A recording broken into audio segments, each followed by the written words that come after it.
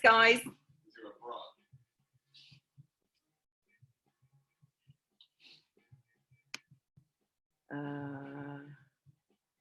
So we are now live, and we have 21 participants in the room. Fantastic. Hi everyone, I'm Christiane Brew. I'm just going to connect this to Facebook Live. You are the very lucky people that have managed to register for the event, so you get to participate in the show. There are, I think there's about 95 of you. So the other people on Facebook will just get to watch the show and comment in the thread. So I'm just going to do a little bit of tech stuff at the moment, and we'll wait for people to join the room. We're up to 47 participants. Hi, Bala from India. Fantastic. Let me connect. So you just get to look at my face for a bit while I connect on Facebook Live. There is a recording of this show, which you can find on my wall, my Facebook wall. So if you, when you lose and you get the liar wrong, then you can always watch the show one more time and see where you went wrong. Or if you were right, then you could obviously watch it again and feel that buzz of excitement that comes through. So right.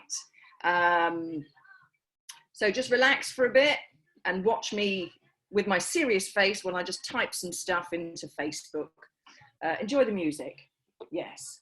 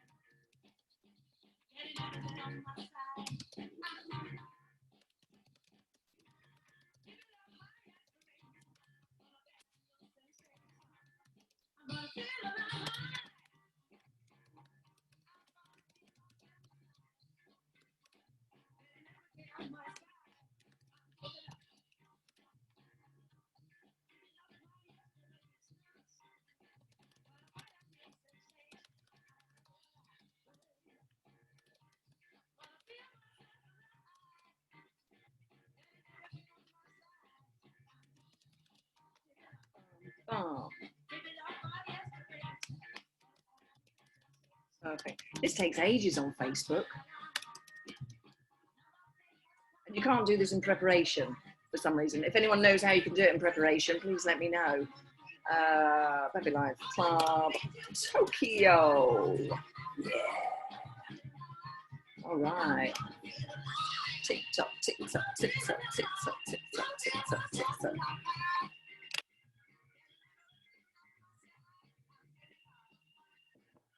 Just going through on Facebook Live.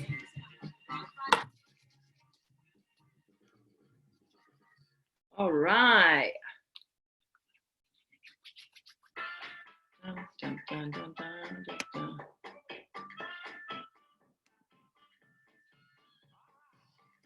Okay. Let's go back to Zoom.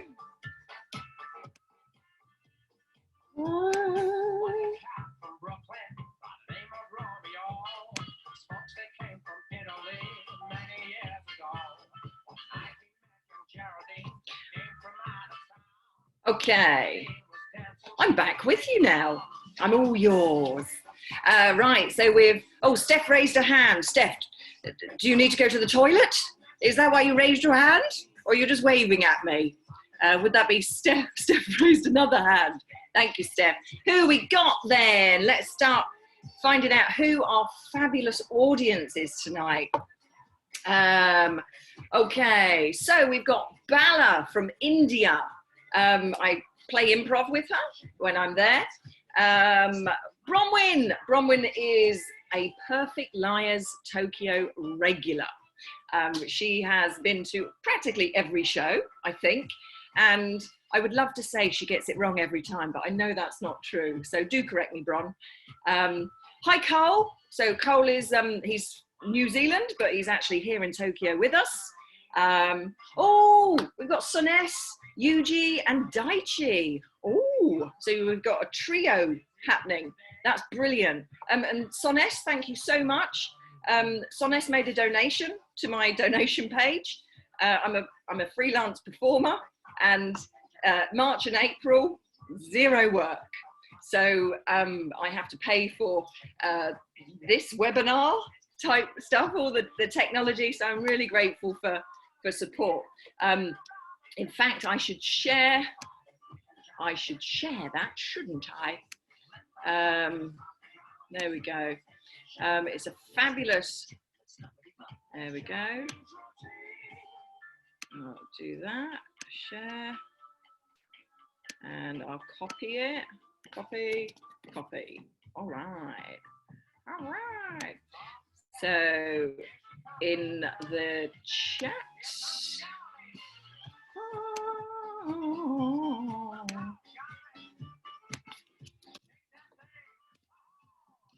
there we go.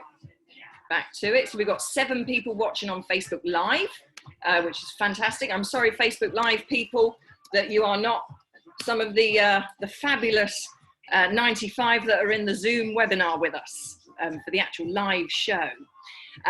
So I've just posted a link if you wanted to donate.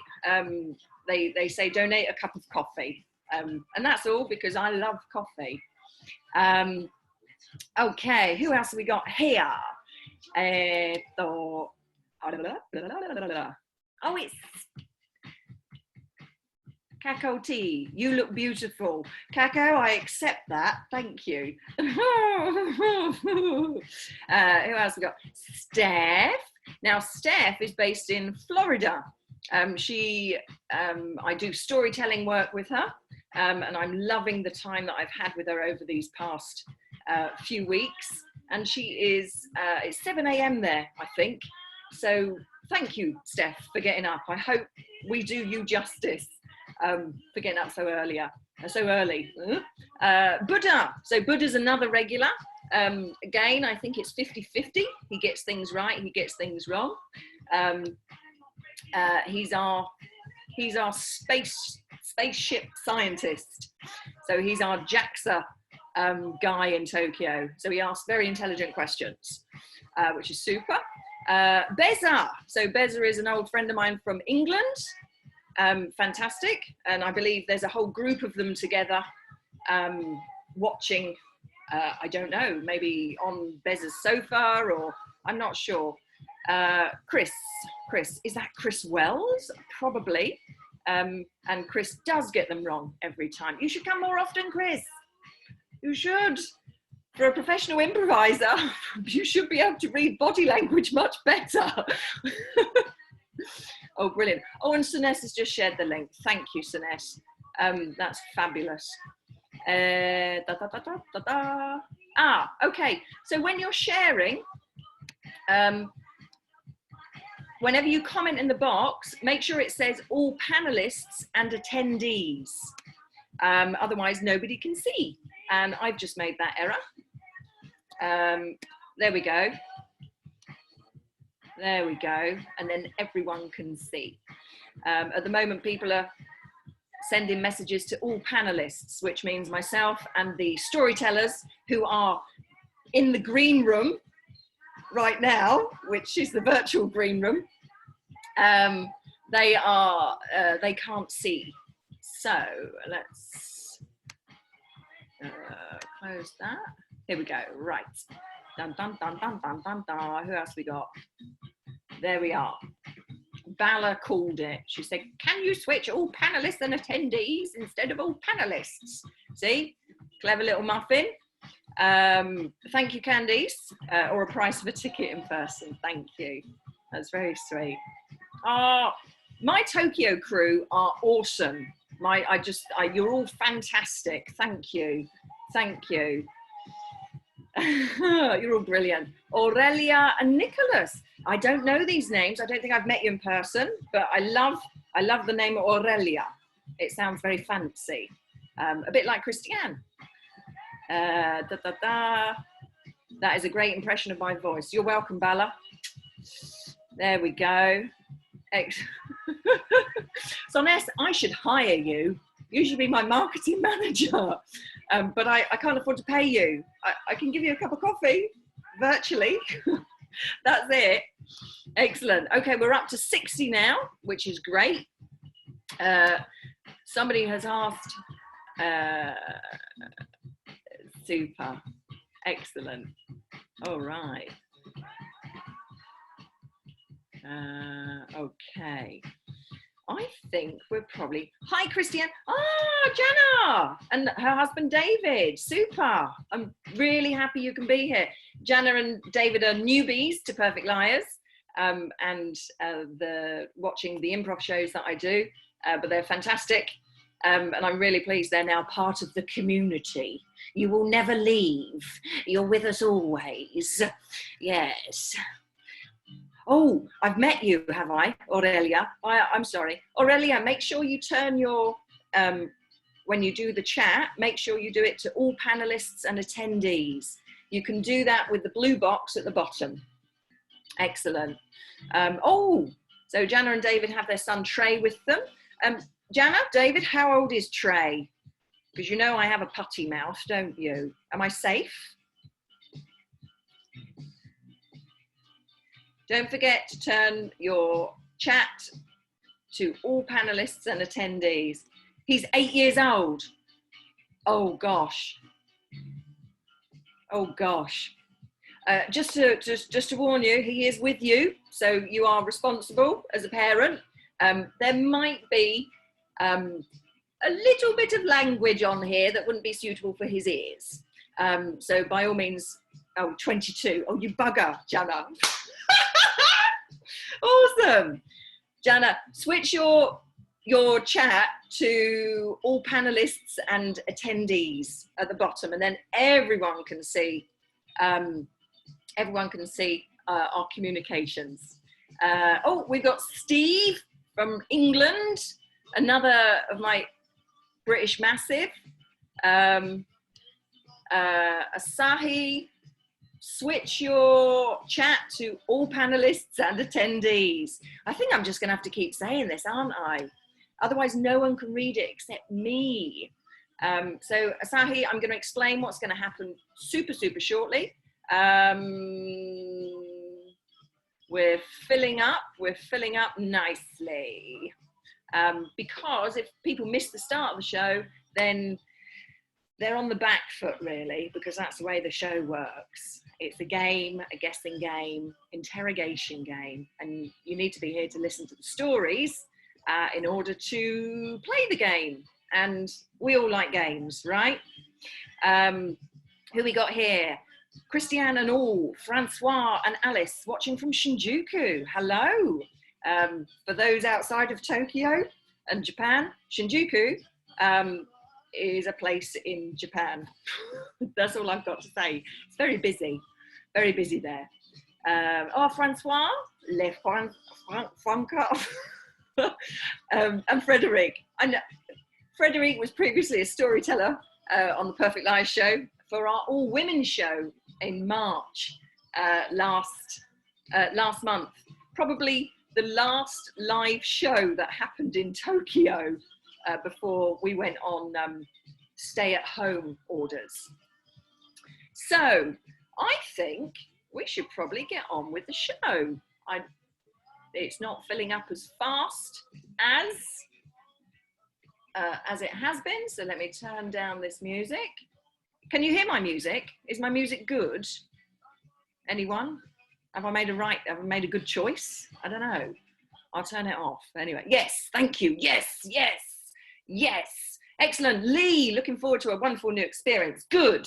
Me too, because this is new for me and for everybody else watching online. This is the first ever Perfect Liars show, Perfect Liars Club show online. The format is pretty much similar to the actual show. I had to make a few changes. I'll explain what they are soon, just so that it works better on an online format. There we are. But you still get to see my face, and you still get those 4 excellent stories, and you still get challenged. So that's good. Right, for those people that are watching on Facebook Live, excuse me, coffee. Those people watching on Facebook Live, you can't participate in the live show. That's happening on a webinar Zoom. People have registered for that because they're smart, right?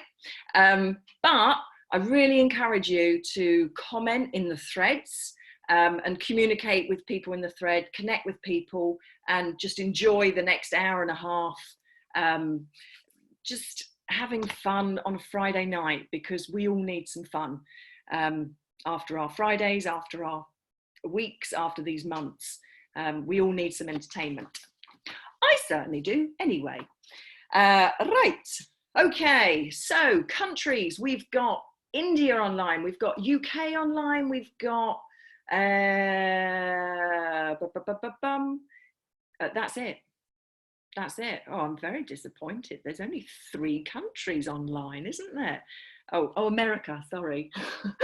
USA, sorry. Oh, France, Canada. Oh my God. Oh, now you're telling me. You're quiet about Israel. Good gosh. Israel, that's awesome. Holland. Oh, I'm glad I asked now.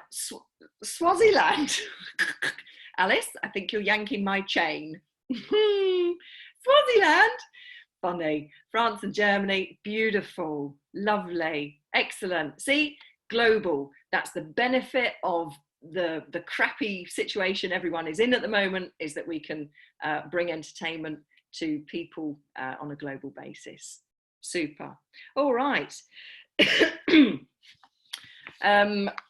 Okay, so I think we should get started then, proper. It's now 20 past. I'm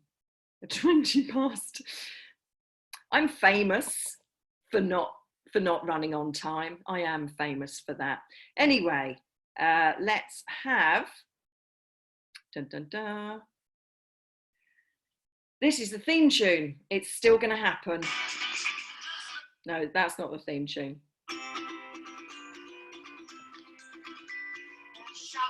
100%. Connect with you. Christian's iPhone. Technical difficulties. There we are. You'll hear 4 stories, 3 of them true. One of the suspects is lying to you. Question and point the finger, laugh out loud. If you catch the liar, you can brag and be proud. Liar, Perfect Liars Club. Liar, Perfect Liars Club. Please welcome to the stage your fabulous, truthful host for this evening, Christiane. It's me! Clap! Clap! Thank you! Clap! That's it. It's completely silent in this house, except for me clapping at myself. Yay!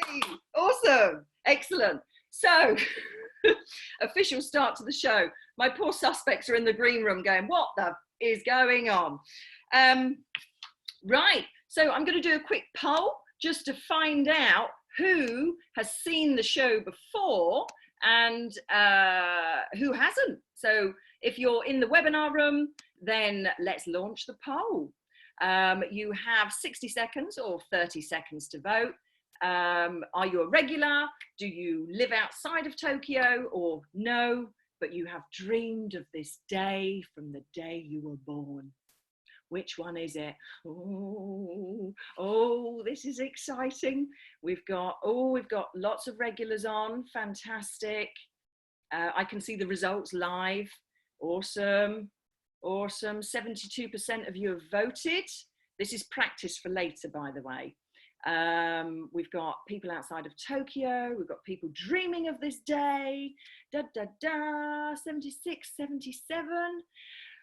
Make a decision, people. 81. Oh my God, 83. And I'm going to call it, because we've stopped rising, end the poll, and let's share the results. Excellent. So these are the results. We've got 47% who are regulars for Perfect Liars Club in Tokyo. 16% nope, they live outside Tokyo. And 37% nope, but they've dreamed of this day. Awesome, positive. So that's a little bit of information for me, so I know how to pitch the rest of the show and how helpful I should be for you. Great, excellent, thank you very much. So if you haven't been here before, let me tell you how the show works. I will bring forth to the stage 4 storytellers, henceforth known as the suspects. Now, these 4 suspects will tell you a story from their life, an unbelievable story, a weird story, or just a plain strange story. And you can listen and laugh, and maybe you'll cry.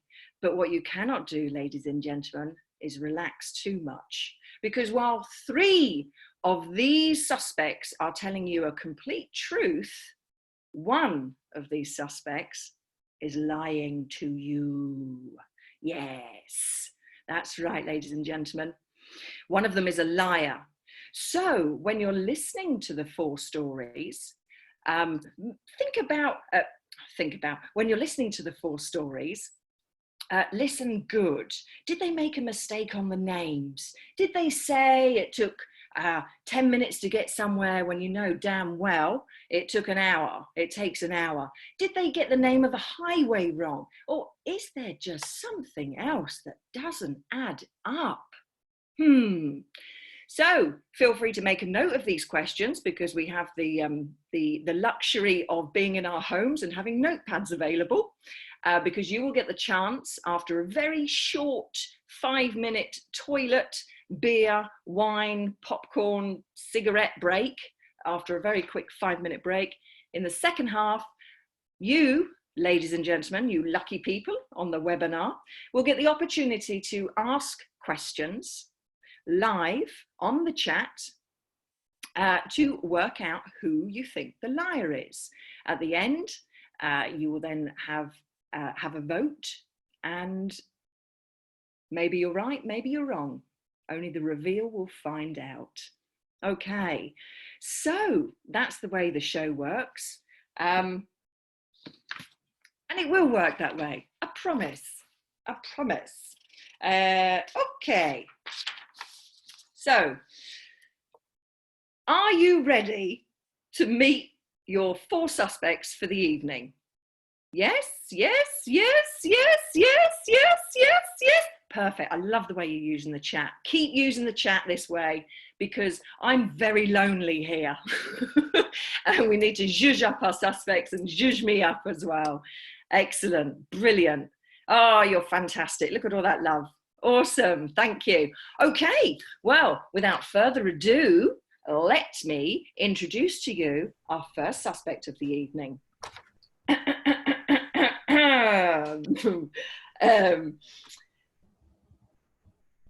Honestly, if he was lying, he'll tell you. It's Bobby! Hey! Hey, everybody. Awesome! Wow, it worked, Bobby. We well did timed, right? Phew. Wouldn't have to try to time the starting the camera following my excellent application of it. Carol, Ellen, and Luana are gonna have their work cut out for them. Can you read the comments? I can see chats popping up here and there. Brilliant, excellent. So you've been reading while you've been in the green room? No, I was just so entranced by the 20-minute entrance that I was just cued straight in on you. You. Stop it. Right, so suspect number 2. unapologetically Canadian, not from Toronto, committed to chocolate. It's Carol. Whee! Canadians should know what that means. I love it. Excellent. Great hair tonight, Carol. Have you frozen, Carol? Oh, Thank you. Thank you. this could be our first technical difficulty. Carol, have you frozen? No. Yes. No, I'm not frozen. You froze for everybody else, Carol. Oh dear. Oh gosh. Okay. Well, fingers Let's hope crossed. that's gonna happen. Fingers crossed. Right, your third suspect of the evening. Actress, educator, dabbler extraordinaire. It's Ellen.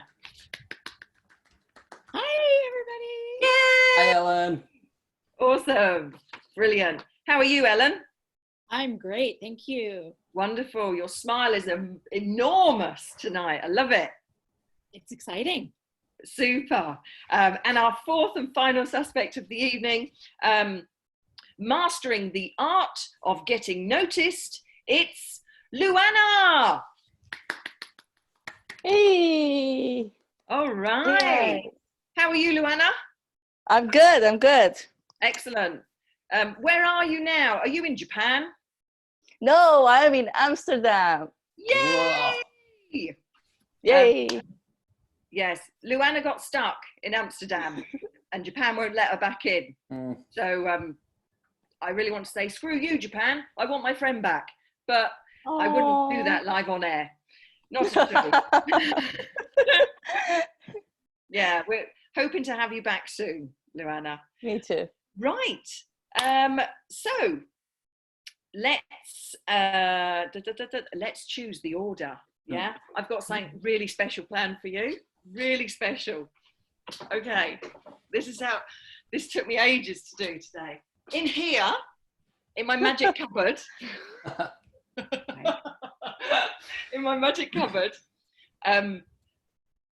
I'll just open it. This is how we're going to choose who you are. Are you ready? There we are. This is my supply of food for the lockdown. We have coconut milk. We have sweet corn. I'll put my camera down in a minute. We have a tin of tomatoes and we have cranberries. Here we go. There we are. So, ladies and gentlemen, let me see. Sones, you've been fantastic. You donated. So, Sones, I'm going to ask you if you can choose our first suspect of the evening, if you'd like to choose a can. Right, we've got coconut milk, which is this one. Coconut milk. It is, who can it be? Who can it be? Who can it be? It's Bobby! I was hoping I was coconut milk and not corn. Hey. I'm a fan of a good Thai curry. Fantastic. Can you actually, is that back to front for you guys? Yeah, I see it fine. Yep. Yeah. So it reads as Bobby. I'm still getting used to that. Right, so Bobby is number one. Here we are, suspect number one. Bronwyn, you're a regular. Bronwyn, da da da da da. Bronwyn, if you'd like to choose our second suspect, we have cranberries, tomatoes, or corn. Bron, what will you choose? Tell us what you will choose. Who's the second? Bronwyn, come on, you've been chatty all night. Bron, have you gone to sleep? I'm going to have, is it sexist to say tomato? Well, it depends in what context, darling. But we're going to go for tomato for the second suspect. Who can it be? Who can it be? Who can it be? Who can it be? Who can it be? Who can it be? It's, whoops, it's Carol! Number two. Awesome. Danke. Excellent. Oh, Chris, you're here. For the third suspect of the evening. Will it be cranberries? Will it be corn? Cranberries or corn? Cranberries or corn? Come on, Chris. Type faster. Cranberry! You're so American. Oh, no, corn's American. Anyway, by the by, I'm British. Right, suspect number three. Bing! It's Ellen! Suspect number three. I hope somebody in the audience is taking note of the order because I will forget this. which means, Luana, you are sweet corn. Thank you, You are. Christian. Thank you, Poppy, for the. Brilliant. Awesome.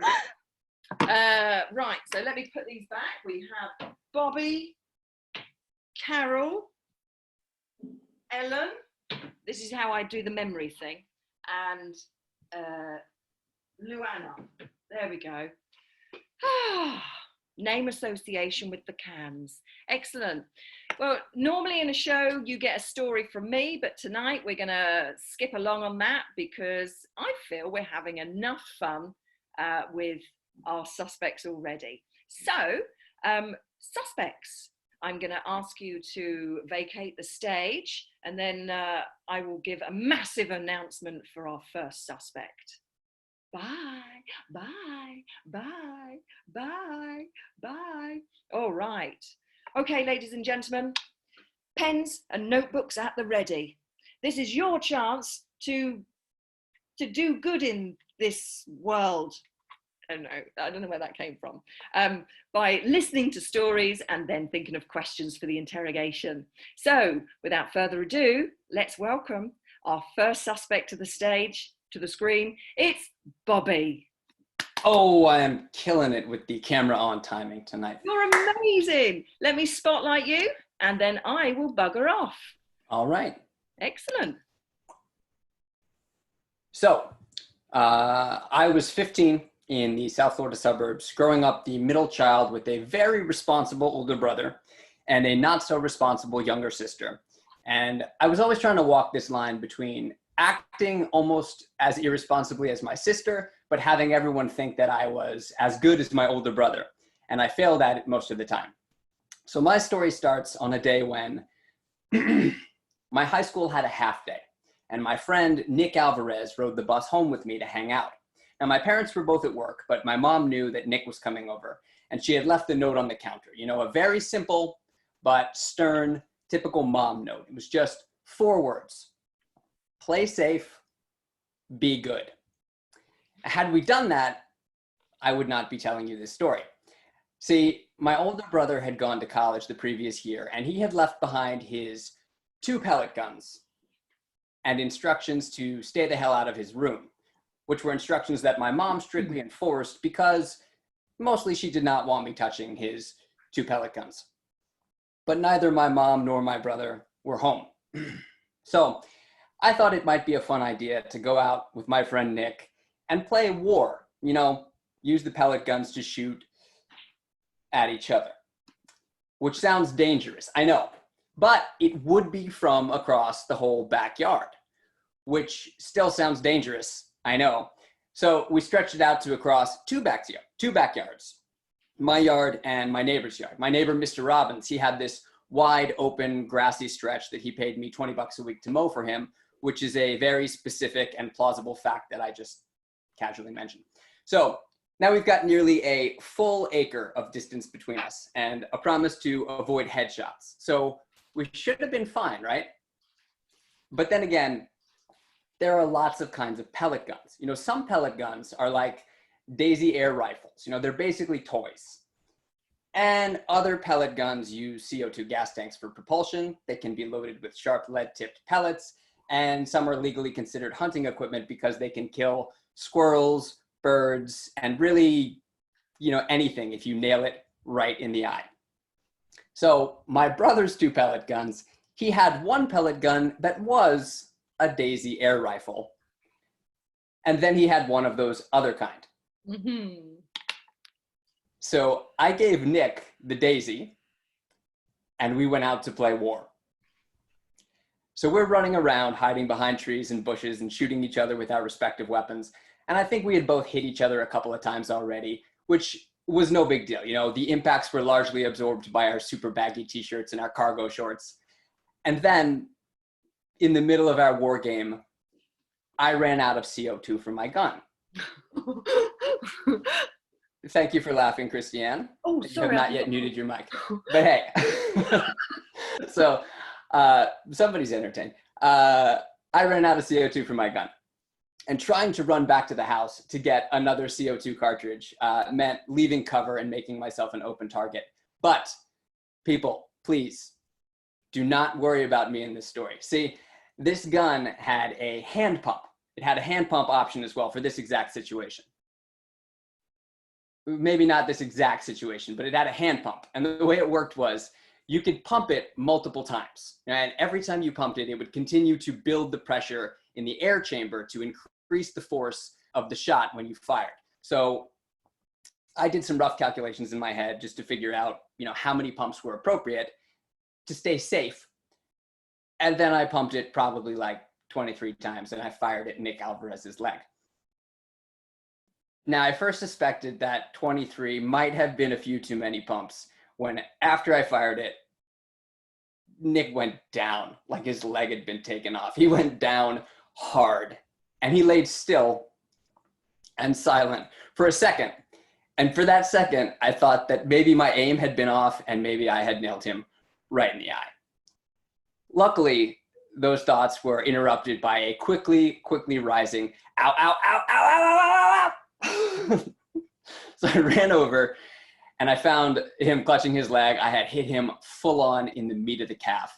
And you could see a tiny little line, like an incision where the pellet had entered, and you couldn't see anything else. So I had definitely pumped the gun too many times. Although, to be fair, there was no exit wound. So there's an argument to be made that I hadn't pumped the gun enough times. Now, if my mother ever found out that I had intentionally aimed at and shot and wounded my friend Nick Alvarez, I was going to be in serious trouble. Like, not allowed to watch the X-Files for a full season in trouble. So that could not happen. So the immediate course of action was to see if we couldn't just take care of it ourselves, so no one would ever have to find out that this had happened. Now, you couldn't see or even feel the pellet embedded in his leg. He could feel the pellet embedded in his leg, but I couldn't feel the pellet embedded in his leg. So tweezers were not an option. And the hole where it went in, that little incision-like line, wasn't big enough for my dad's needle nose pliers. And Nick was in pain, and he was also scared too. He was scared, just like I was, of getting in trouble. He was scared of getting in trouble with his dad, his large Cuban sugarcane farming dad. So although he was zero help, to be fair, he is zero help in brainstorming solutions, he was pretty patient while I ransacked my house. But then I came back outside with a kitchen knife and my mom's medical dictionary opened to the page for muscles of the leg. And Nick insisted that we call an ambulance. And when the operator picked up, I straight up lied. I said, my friend and I were shooting at lizards with pellet guns and I accidentally shot him. The ambulance showed up accompanied by 2 police cars because, fun fact, when you tell them not to send the police, that just makes them want to send the police more. When they showed up, my neighbor, Mr. Robbins, came out. And while the police interviewed Nick, Mr. Robbins said to me, I was wondering how long it would take one of you to get hurt. And I said, you were watching us shooting at each other? And he said, yeah. And I said, and you were aware that we were doing so on your property. So now we have a liable corroborating witness. Nick and I and Mr. Robbins, we're all on the same page that this was a lizard hunting accident and we had definitely not been aiming at each other. But we still had to go to the hospital to get the leg looked at. And I still had to figure out a way to tell my mom about this without missing out on any of Mulder and Scully's adventures. So timing wise, my mom was now on her way home from work. And back then she did not have a cell phone, so there's no way to reach her. So what do? Before I headed out the door, I flipped over that note that my mom had left for me on the counter. And on the back, I scribbled off my own quick message, exactly 4 words, exactly these 4 words. Shot Nick at hospital.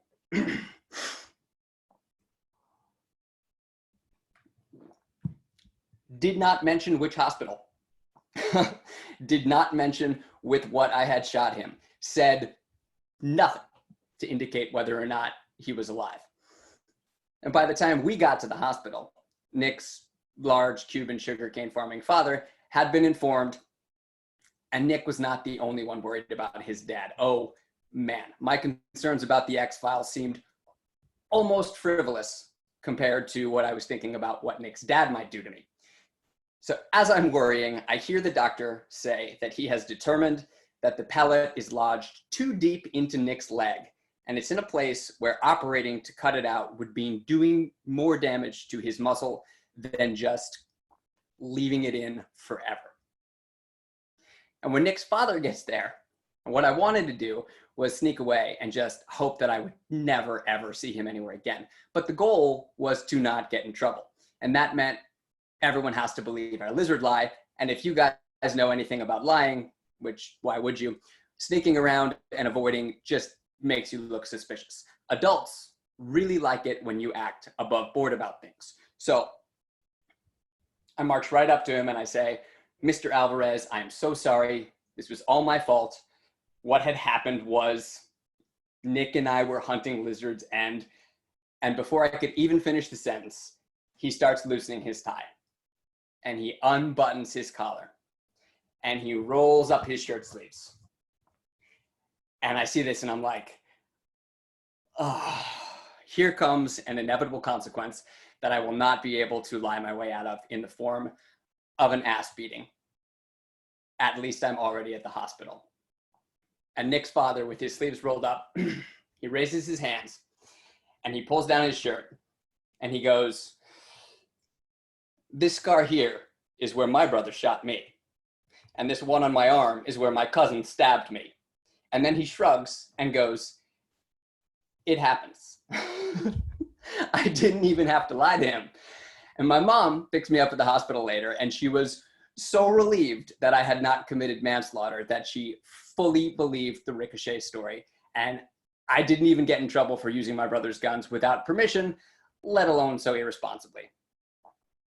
I did end up missing a month of the X-Files, though, just because of how incredibly, incredibly badly I had traumatized her with my note.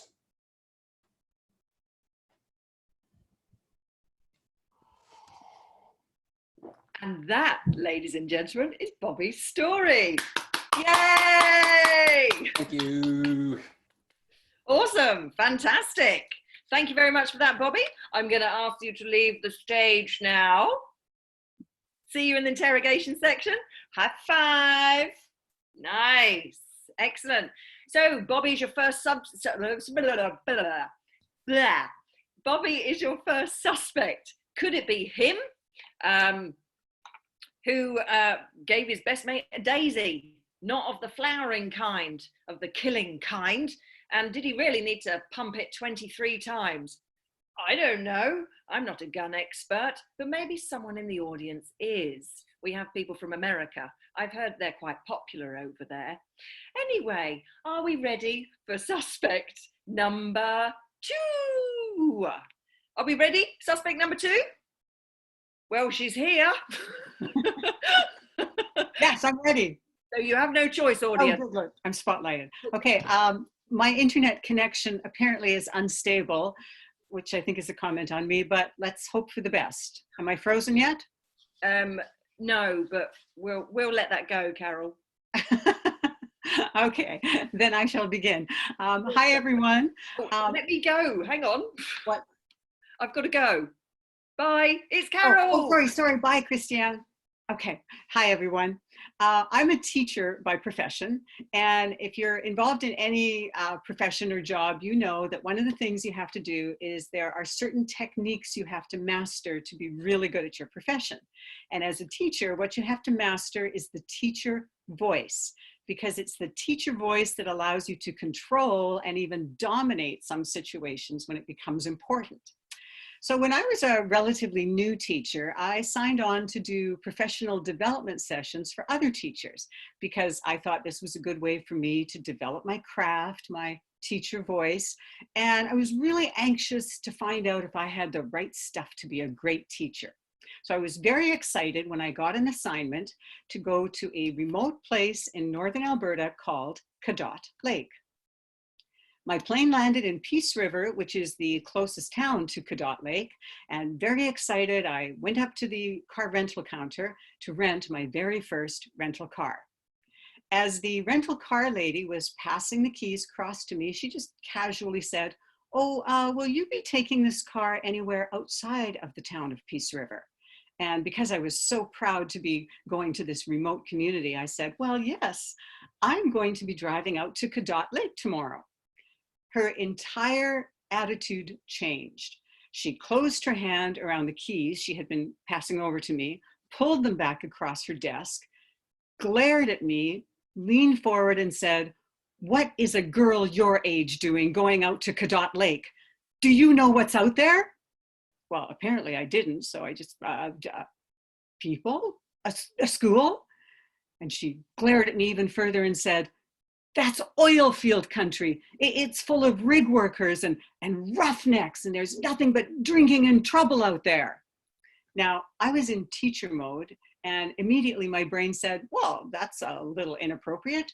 So I leaned forward to her, and in my best teacher voice, I said, "I don't think it's really fair to judge others by their employment status." At which point, she pulled the keys back even further, opened her drawer, dropped the keys in, and shut the drawer. So I'm thinking, okay, teacher voice might not have been the best approach here. Let's try pleading. "Look, you don't understand. I'm a teacher. I'm going out there to do a workshop for teachers. They really need me out there. I got to have that car." Well, I don't know if she actually believed me, but I left with the keys, and I left fast before she could change her mind. So the next stop was my motel. Now, when I had booked, I booked a deluxe motel at the Peace River Inn, or a deluxe room, because I was on my very first expense account. When I opened the door to my deluxe room, I discovered that in Peace River, at least, deluxe means, think bargain basement, secondhand furniture store decor. It was, to describe it, extremely beige. What made it a deluxe room was that the bed was at the far end of the room, and there was a little sitting area with a couch and a coffee table and a telephone, all very beige. So it wasn't exactly the professional room I was looking for, but I was here to do a job, go to bed, get a good night's sleep, Carol. So that's what I did. I'm going to fast forward now to the end of the next day in Cadott Lake. I'm in Cadott Lake, the workshop is done. I'd have to say it went, okay. I was new at this, and I discovered that teachers on a Friday afternoon tend to take on the characteristics of their students and not their good ones. I also learned that teachers are pretty much immune to the teacher voice, which meant that my workshop had kind of got a little chaotic and not as organized as I was hoping. And to be honest, I was a little deflated and discouraged by the whole thing. And I'm walking out to my car thinking, I'm not sure this teacher persona thing is for me after all. And the weather actually was mirroring my feelings, because I looked up and the sky was getting very dark, and it was starting to lightning, and it was even starting to rain a little. The principal, who had walked me out to my car, looked up and said, "You're driving back to Peace River tonight, right?" "Yeah." "You better go quickly. That road washes out when it rains." So this was great. My driving experience was just about as new as my teaching experience, like 3 years maybe. So for the next 2 hours, I'm driving the gravel road back from Cadott Lake to Peace River. I am white knuckling it on the steering wheel. There is a torrential rainstorm happening. There is thunder and lightning all around me. I am just hanging on for dear life, and the best my teacher voice can muster is, "Oh shit, oh shit, oh shit," every time my wheels hit the wheel ruts and I start to hydroplane, because the road is indeed washing out. By the time I get back to my lovely beige motel parking lot, I'm exhausted physically and mentally. And to add insult to injury, some Peace River resident has parked his enormous truck right in front of my hotel room door.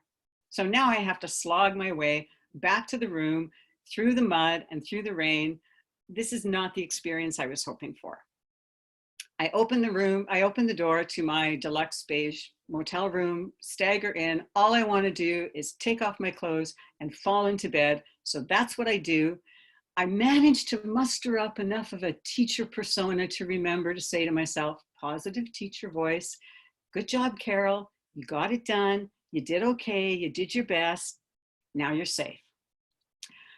I was almost asleep. And I remember sort of in that subconscious sleep that I heard the truck door slam, and then I heard the engine rev, and then there was this tremendous bang, and I was suffused in a white light. Actually, it was headlights, because the truck that had been parked outside my hotel room was now partially inside my motel room. And the driver was staggering out of the cab and looked horrified at me and went, oh my God, I can't believe it. Are you okay? Quick, call the office and tell them what happened here. Now, I didn't respond right away because I looked over at the telephone, which is on the other side of the room. And then I looked down and I kind of regretted that I forgot to pack pajamas that time. And then I did the only thing I could do. I gathered the covers up to my neck and I fixed him with my firmest teacher eye.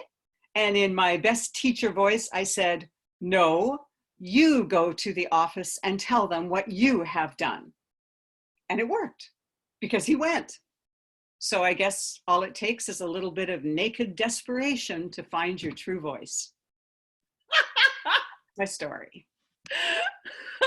Oh, brilliant. Nice one, Carol. Awesome. Naked desperation. Brilliant. I hope none of the teachers in any of the education systems start going to work naked in order to let their voices be heard. Excellent. So, ladies and gentlemen, that was your second suspect of the evening, Carol. Thank you, Carol. Please. Bye. Bye. Awesome. Okay. Suspect number 2 then, Carol. Many questions that I've come up with. Can Carol really drive? How much drinking and trouble was there in Cadott Lake? And can her eyes get any wider on the screen? I don't know. But we'll soon find out in the interrogation section. Okay, are you ready for your third suspect of the evening? I believe it is Mrs. Cranberry, aka Ellen. Yay! Hi. Hey, Mrs. Cranberry, with your cranberry curtains. I'm going to go. All right. See you later. Bye, darling. All right. So this is an annual pilgrimage. I waited 362 days to spend all of 72 hours at the National Cowboy Poetry Gathering. I loved going to this poetry gathering. I went for years because I get transported to a different place, a different time, this ideal world. And it, for me, it's a fantasy, but these are real cowboys, gorgeous, hunky cowboys with their beautiful little wives, and just love it. So anyway, packed all my clothes, my cowgirl clothes, because I accumulated a wardrobe of cowgirl clothes just to go to this gathering every year. And this year was special because I had bought brand new red leather cowgirl boots. Got my cowboy hat on, load up the car with CDs, snacks, take off, go pick up my friend Patty. We go get a rental car and we hit the road. Now this is an epic journey. And this time it had an epic ending. So it involves traveling from Northern California to Eastern Nevada, which is about an 850 kilometer drive. And you have to go through the Sierra Mountains, which is, there's always a snowstorm, there's snow, you have to stop and get chains. Then you're driving through just empty areas. It's in a word, it's a treacherous trip. Anyway, we're in the car for a few hours and we stop to take a break and we have this really cool old-fashioned record player, you know, with a crank and old 78 records. This is pre-vinyl. And you people who know me from Tokyo, I joke about my age. This is way, way before my time. And we get it out, we put it on the hood of the car, and we're cranking up the songs and we're dancing. Don't fence me in, do, do, do, do, all our cowboy songs. And we're having a ball. We just feel so free. We're two women. We're in heaven. So we get back into our vessel of freedom and we keep driving. And most of this journey takes place on I-80, which is this huge interstate that goes all the way from California to New York City. And so it's got a ton of trucks on it. And after you pass the, you go through the border into Nevada from California, and you go through Reno, after that, the exits and the towns get farther and farther and farther apart. So we're driving along, it's just desert. Once the exits peter off, you might see a coyote. I know there's a prison out there in the middle of nowhere. There's a mine, but otherwise it is absolutely desert, kind of like Breaking Bad. So we're singing, we're so happy. We're reminiscing about other gatherings. We've got our CDs playing. I'm back in the saddle again. We are just so into it. And we're gossiping about our friends. We're talking about, I hope Whitey Mitchell is there, and he tells that story about his dog, and Wally McRae, that one about when he lost his ranch, and Paul Zariski, such a hunk. There's where my cowboy lover fantasy really kicks in. Then anyway, we keep driving, and I suddenly notice that the gas gauge is on empty. And I look at Patty and I say, Patty, how long has it been since we were at the last exit? And she says, I don't know, I've been paying attention. So we drive a little farther and farther, and now the needle is below empty. And at this point, we are totally freaked out. We are panicking. We start screaming, Patty, we're gonna die. We start holding hands, and the rest of the time I'm driving and I'm holding her hand. Oh, dear God, please don't let us die in this desert. If we run out of gas here, that's it, we're done for. We're going along, and finally, there's an exit. We get off, and fingers crossed, please be an open gas station. Get off, no open gas station. But then we see a sign, rest area. Now, this is a little odd already, because in America anyway, when there's a rest area, you can usually see it from the highway. And if you can't see it from the highway, it's right off the highway. But there are signs, rest area, and there's an arrow. We follow the arrow. And there's another sign, rest area, straight ahead. We follow that. Rest area to the left. And I look at Patty and I said, you know what? I think we're in the Twilight Zone, or somebody came out, put up these signs to lure unsuspecting travelers to a murderous lair. But we're desperate. We are in the middle of nowhere. We're about to run out of gas. So we continue, and lo and behold, we get to this rest area. And there are 20, 30 enormous trucks, or if you're from the UK, articulated lorries just lined up. And we see nobody. It's dark except for a few lamps, street lamps. Of course, these guys pulled over so they could sleep, right? And we're driving through hoping to spot somebody who can ask for help. And I see at the end of this row of trucks, this red pickup, and there's this guy leaning up against it. And I'm kind of squinting and I'm like, geez, that guy looks really familiar. And I say to Patty, that looks like catfish. And she looks, and she's blind. That's why I do all the driving. She can't tell. She says, well, what would catfish be doing here? That's ridiculous. But we keep going, and we pull up right in front of this guy. And there he is.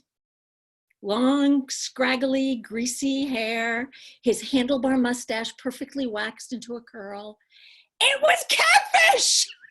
So we jump out of the car and we literally bowing to him. Catfish! Oh my God, I can't believe you're here. What are you doing here? We're gonna die.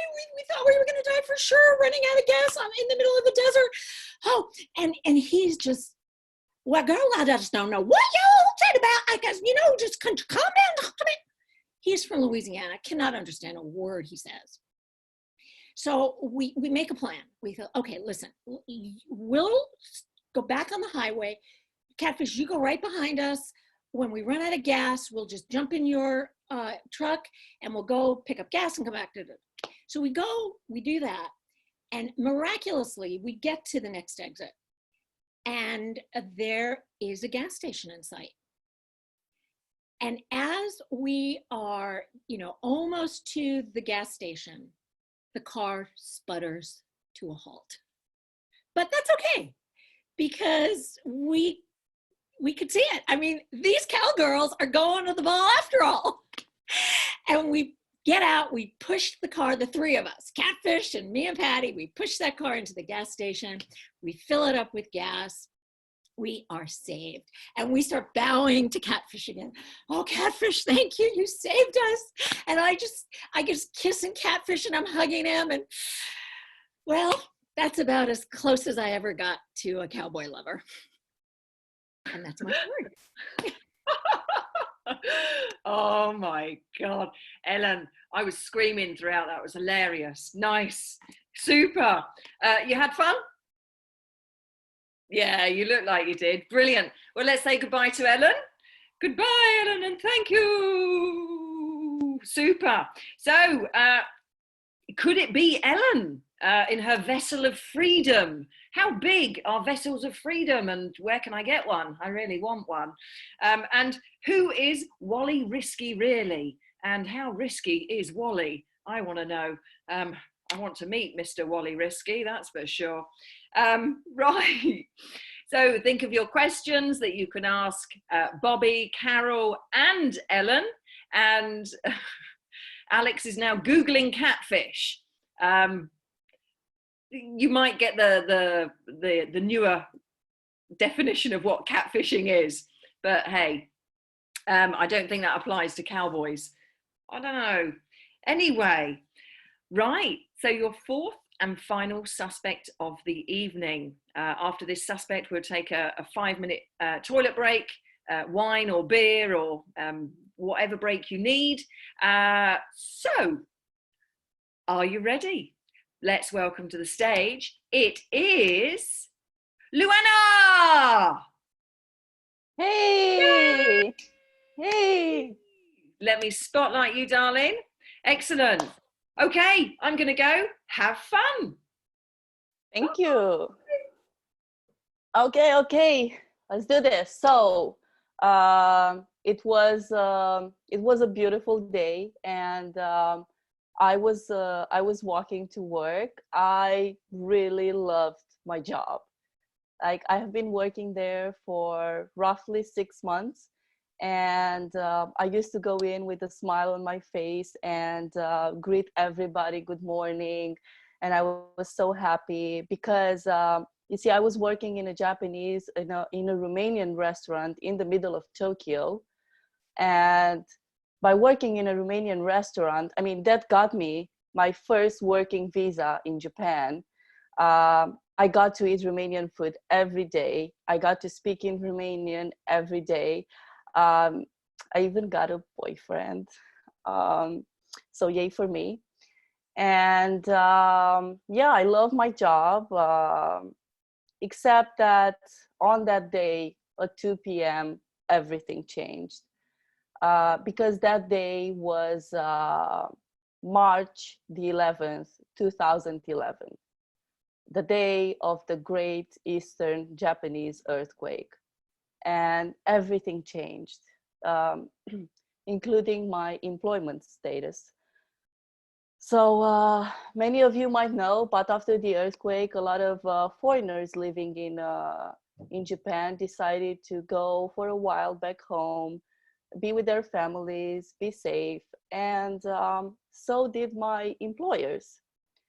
They decided to go back to Romania, and it was very hard for me because my employers were like my family, were like my piece of Romania back in Tokyo. And when they left, they said, Luana, we trust you to take care of the business until we're gonna go get back. And I said, yay, finally my chance to prove myself. And when they came back, they said, Luana, you're fired. And by the way, we're not going to pay you for the last month you worked with us. So, bye-bye now. So I went back home, and that night I was really thinking, where did I go wrong? How am I going to handle this?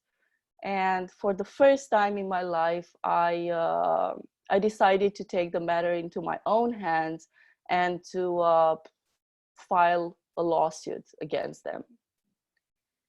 Now, you see, ever since I was young, my mom wanted me to become a lawyer. And finally, the time has come for me to put my power suit lawyer costume on, and those long hours of watching Law and Order and Ally McBeal would finally pay off, and I would finally make my mom proud. So the next day, I put this power suit lawyer costume on. I went to the courthouse and I took my credit card out, and I was like, I want one of those forms where you can sue a company. And they gave me one, and that is when I actually found out I needed my working contract too, that I couldn't sue them without my working contract. And didn't quite have one or a copy of one. And with that power suit costume on, I decided to go back to my employer and ask them for my contract. I told them I was wearing a suit because I was job hunting, and I needed a contract to actually be able to job hunt and to get my unemployment money right away. And they believed me, and they gave me my contract right away. So with the contract in one hand, with my lawsuit papers deeply hidden into my purse, I decided to go back home and get the party started. So I wrote 16 pages back and front by hand in Japanese. I mean, I kind of knew those tears when learning Japanese would finally pay off, and the fact that I was having a Japanese boyfriend would finally pay off. And the next morning, I was ready to go and hand him in the court until I kind of find out that I needed to fax them as well. And as I was walking down the street, I was like, where the hell am I gonna find the fax right now? And well, next to me was a 7-Eleven convenience store. And I remembered that convenience stores are good not only for toilets and late night snacks, but they only have the copy machines and the fax machines, because Japan loves its fax machines. So I faxed them and the battle started. Now, it was a long time ago. It was in 2011. I don't remember a lot of details. I do remember that I had to go to court for like once a month for the next 2-3 months. And neither my employers nor their lawyer showed up. But the following month, their power suit lawyer costumed Mr. Suzuki-san showed up. Was like, his costume was real actually. And the judge put us into a room together, closed the door behind him. We were facing each other. And after a very, very long, awkward silence moment, he stood up, looked at me, and said, so, Luana, what do you want? And I was like, what do I want? Like, no man ever has asked me that question. Like, I was not prepared for this. So should I say what I really want? I had this internal struggle. Should I say what I really want? Maybe I should have prepared better for this. Maybe, but maybe I should have hired a real lawyer, to be honest. And while my mind was trying to figure out things, my mouth just started speaking, and my mouth said, I would like 6 months of full pay to cover for the month that I didn't get paid for those months that nobody showed up at the court, and for every emotional damage that these people caused me. And Mr. Suzuki, standing up with actually no expression on his face, looked at me and said, done. So a little bit like unbelievable for me. I was walking out of the courthouse, still dressed in my power suit lawyer costume, and knowing that I finally made my mom proud. That is my story. Thank you for listening. Super. Awesome. Excellent. You had fun? Yeah. Yeah. How's it? By the way, ladies and gentlemen, Luana went to the doctor's less than 48 hours ago with tonsillitis. So she didn't want to let us down. So she's actually doing this with tonsillitis, which is why her voice sounds a bit so thank you, darling. Thank you. Thank you. Lovely. We'll say goodbye to you. We'll see you in the second half. Bye-bye. Super. Excellent. Okay. Or could it be Luana, who finally lived out her dreams of being a power, well, her mother's dreams of being a power lawyer? What is a fax machine? And how much do they charge to actually send a fax nowadays? And why don't Japanese lawyers turn up to court? What is that all about? Your chance to ask questions in the second half. Just to give you a recap, we had suspect number 1, Bobby, who got a little bit fruity with the guns. You're so good with the camera. Yeah, sure. Come and join us, Bobby. Why not? Yeah, let's see your face again. This is Bobby.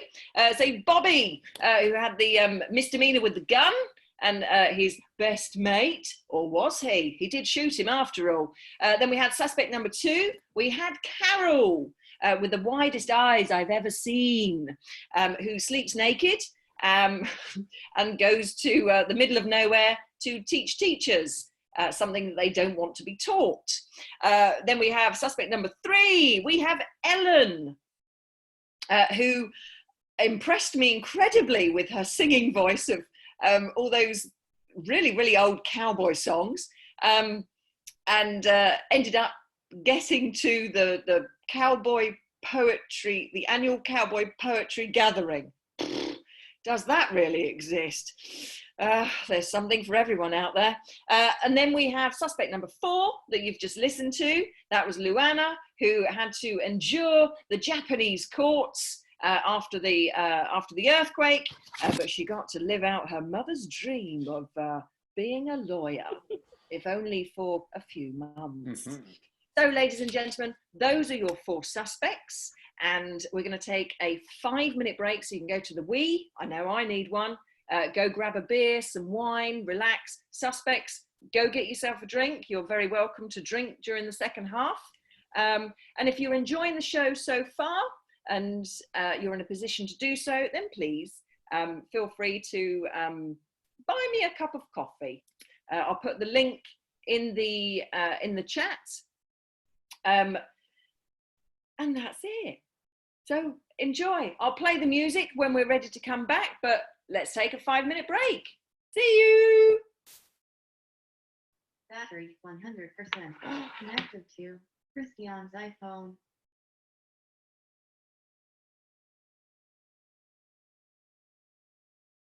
You're still there, Bobby. You're frozen. That's funny. Oh! Christian's MacBook Air 10 disconnected.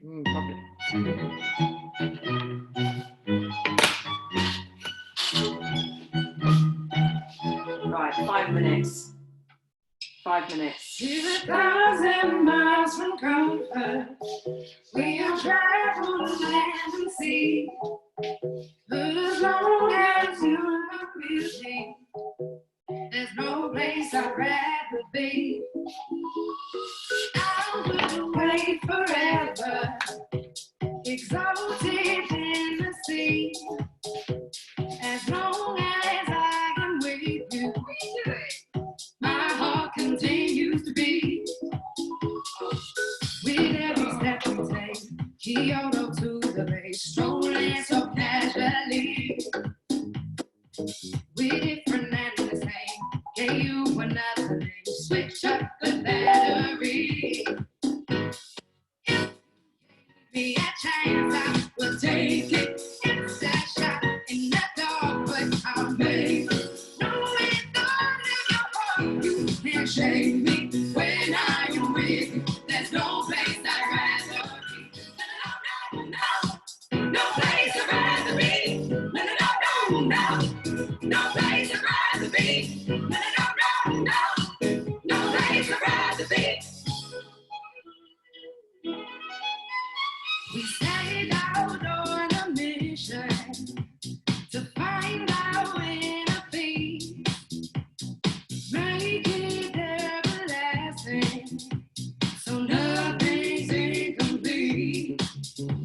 It's easy being with you, sacred simplicity. As long as we're together, there's no place I'd rather be.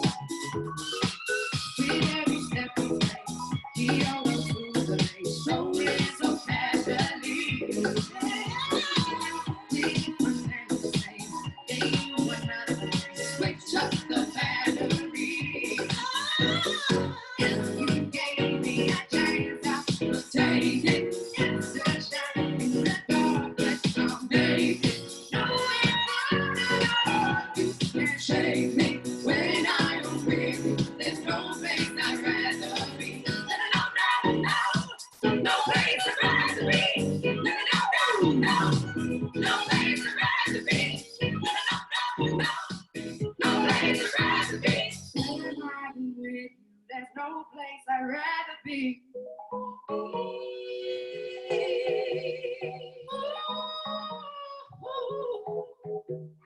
Be, be, be, be, be, be, be, be, be. Yeah, yeah, yeah, yeah, yeah. You gave me a chance, I will take it. It's a shot in the dark, but I'll make it. Knowing all your love, you can't shake me.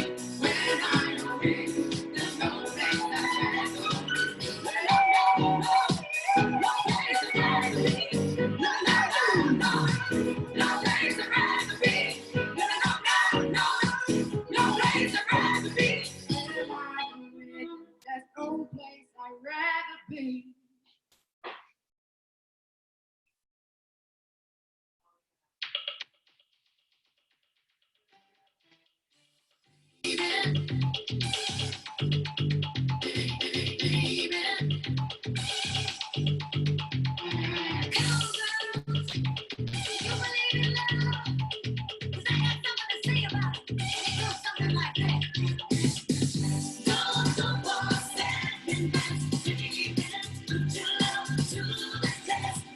You know you got to make it express how you feel, and baby, let you know your love is real.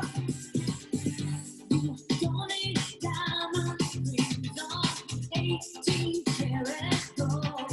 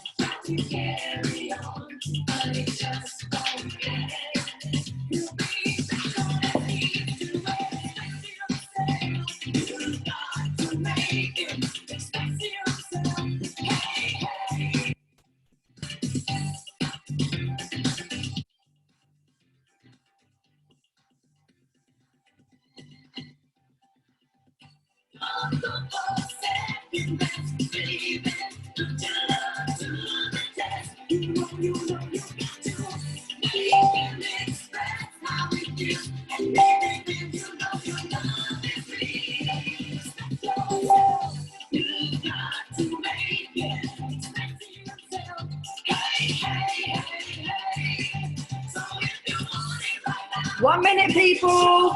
Just waiting for our last suspect.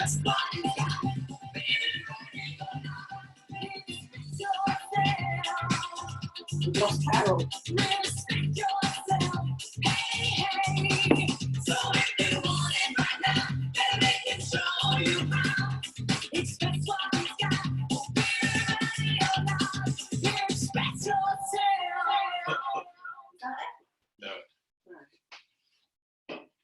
Tricky. Yay, Carol's here. Okay.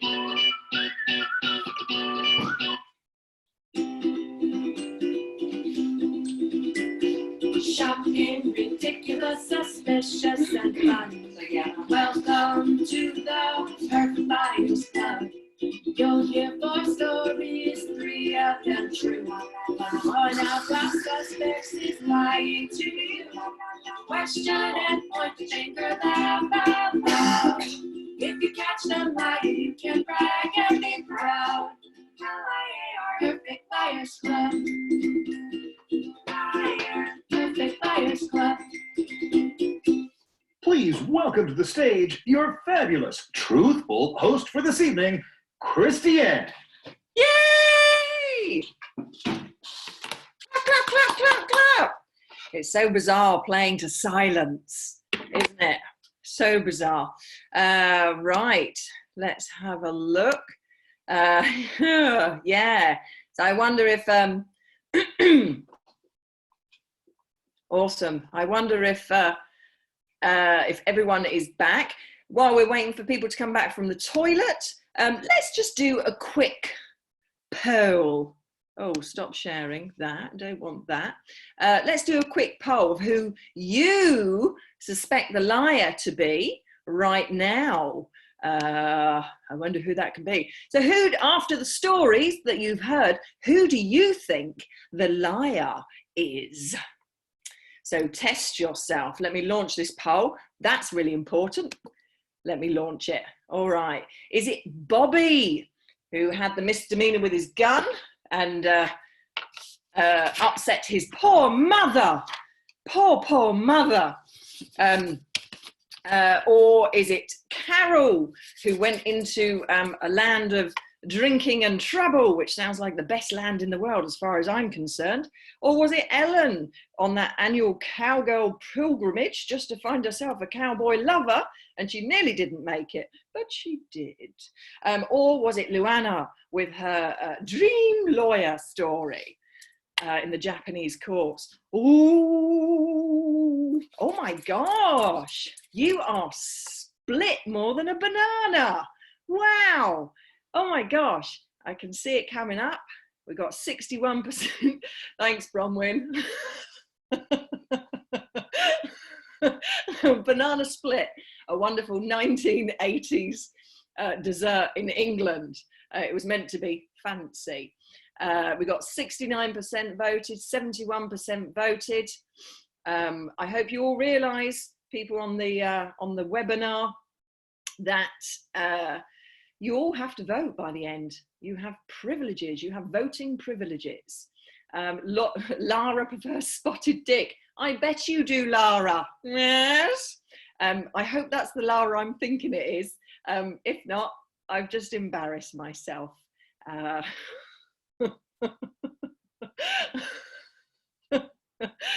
gosh. See, I'm just amusing myself here. Right. Okay, let's stop the vote. Ooh, tight, very tight. Okay, let me share the results. Or should I? Or should I? Or should I? Do you want to, shall I share the results? I don't know, panelists, suspects, what do you think? Share the results? Sonia says no, don't share the results. Aziz says yes, everyone says yes, yes, yes, yes. That sounds like a very good night to me. Lee says no. Oh, capital letters. Yes, or I want my money back. Give me more. LOL. That's not an answer, Bron. Yes, yes, yes. Okay. Well, my suspects, let me check my messages. My suspects have said no preferences. So I'm going to share it for a millisecond. So get ready. Are you ready? In 3, 2, 1. Beep. 5, 4, 3, 2, 1. Ah, there you go, ladies and gentlemen. If you caught that, great. If you didn't, sorry, you should have been looking. Let me just take a photo of that. Oh, I took a video. Oh my gosh. And see, this is what having a wee does. It just releases all the tension, and now I'm silly. Right, okay, super. Right, interrogation section. First I need to welcome the suspects back because I can't do this on my own. Right, in alphabetical order and in the order in which they told their stories in. That has never happened before, by the way, a first for everything. Let's welcome back Bobby, Carol, Ellen, Luana. Hey. Oh, you're all beautiful. Audience, if you're watching and you want to see everybody's face equally, if you like, then please turn on your gallery view. Turn on your gallery view. Facebook viewers, if you're watching on Facebook Live, I'm sorry you can't take part in this, but by all means use the thread to comment to each other and share your suspicions. Why not, eh? Super. And thank you very much for people that have given me several cups of coffee. I do really appreciate it because I've had zero work for 2 months. The joys of being a freelance performer, eh? Right, so interrogation section. Tell us who you want to ask the question to and what your question is. Please put it, oh, Bobby. Popular. Yeah, and I thought it would be Ellen. I should shut off chat so I can't see questions, right? That would be a great idea, and then it gives you all a little bit of more excitement. Yeah, excellent. Right, okay. Bala, Bala, that's a question not related to his story, darling. But we'll ask you anyway, Bobby. I'd like to turn the chat back on now. Who are Yeah. who's in the pictures on the wall behind you, Bobby? Let's get to know Bobby. Oh, this is not my house. I just am using it for the night. The door was open. It's called breaking and entering, Bala. No, these are my kids, my wife, and family stuff. Excellent. Yes, Bobby is a family man. Or is he? We don't know. So we've got a question come through from Suness. She says, Bobby, what model gun did you have? The non-Daisy, what model was it? I couldn't tell you a brand name. I don't know who the maker was. It had the little silver CO2 cartridges that you could load in. It had a chamber. So instead of the magazine that held a certain number of BBs, it had a chamber that you could load in special pellets. It had a scope and it had a hand pump, but I don't know the model name of the BB gun. Okay. Ask my brother. You could, yes. I wish your brother was here, but he's not. Do I have a brother? Do you? I don't know. Gosh. Luana, question for Luana. Did you have to pass the Japanese bar exam?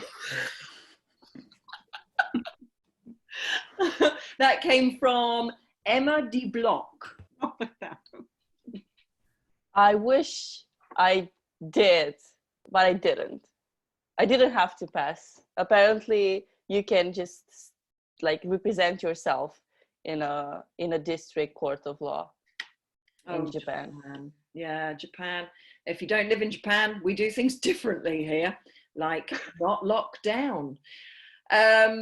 Okay, question for Carol from Bron. Bron. Carol, why was a new teacher teaching a professional development workshop? Usually only the very experienced teachers run those. Good question. Well, actually, I was actually doing a communications workshop because I was a communications consultant, which I just got to be, I guess, because they didn't have a lot of people who wanted it. And it was actually traditional to send the newest recruits to the furthest away places. And then if you did a good job, you got to do workshops at bigger centers like, oh, I don't know, Red Deer and Calgary, Alberta. Red Deer. Red Deer or Medicine Hat. Medicine Hat, that's a real... Medicine Hat, this is a real place. All right, okay. Canada, you're doing it. All right. Question for Bobby again. Oh, Mr. Popular.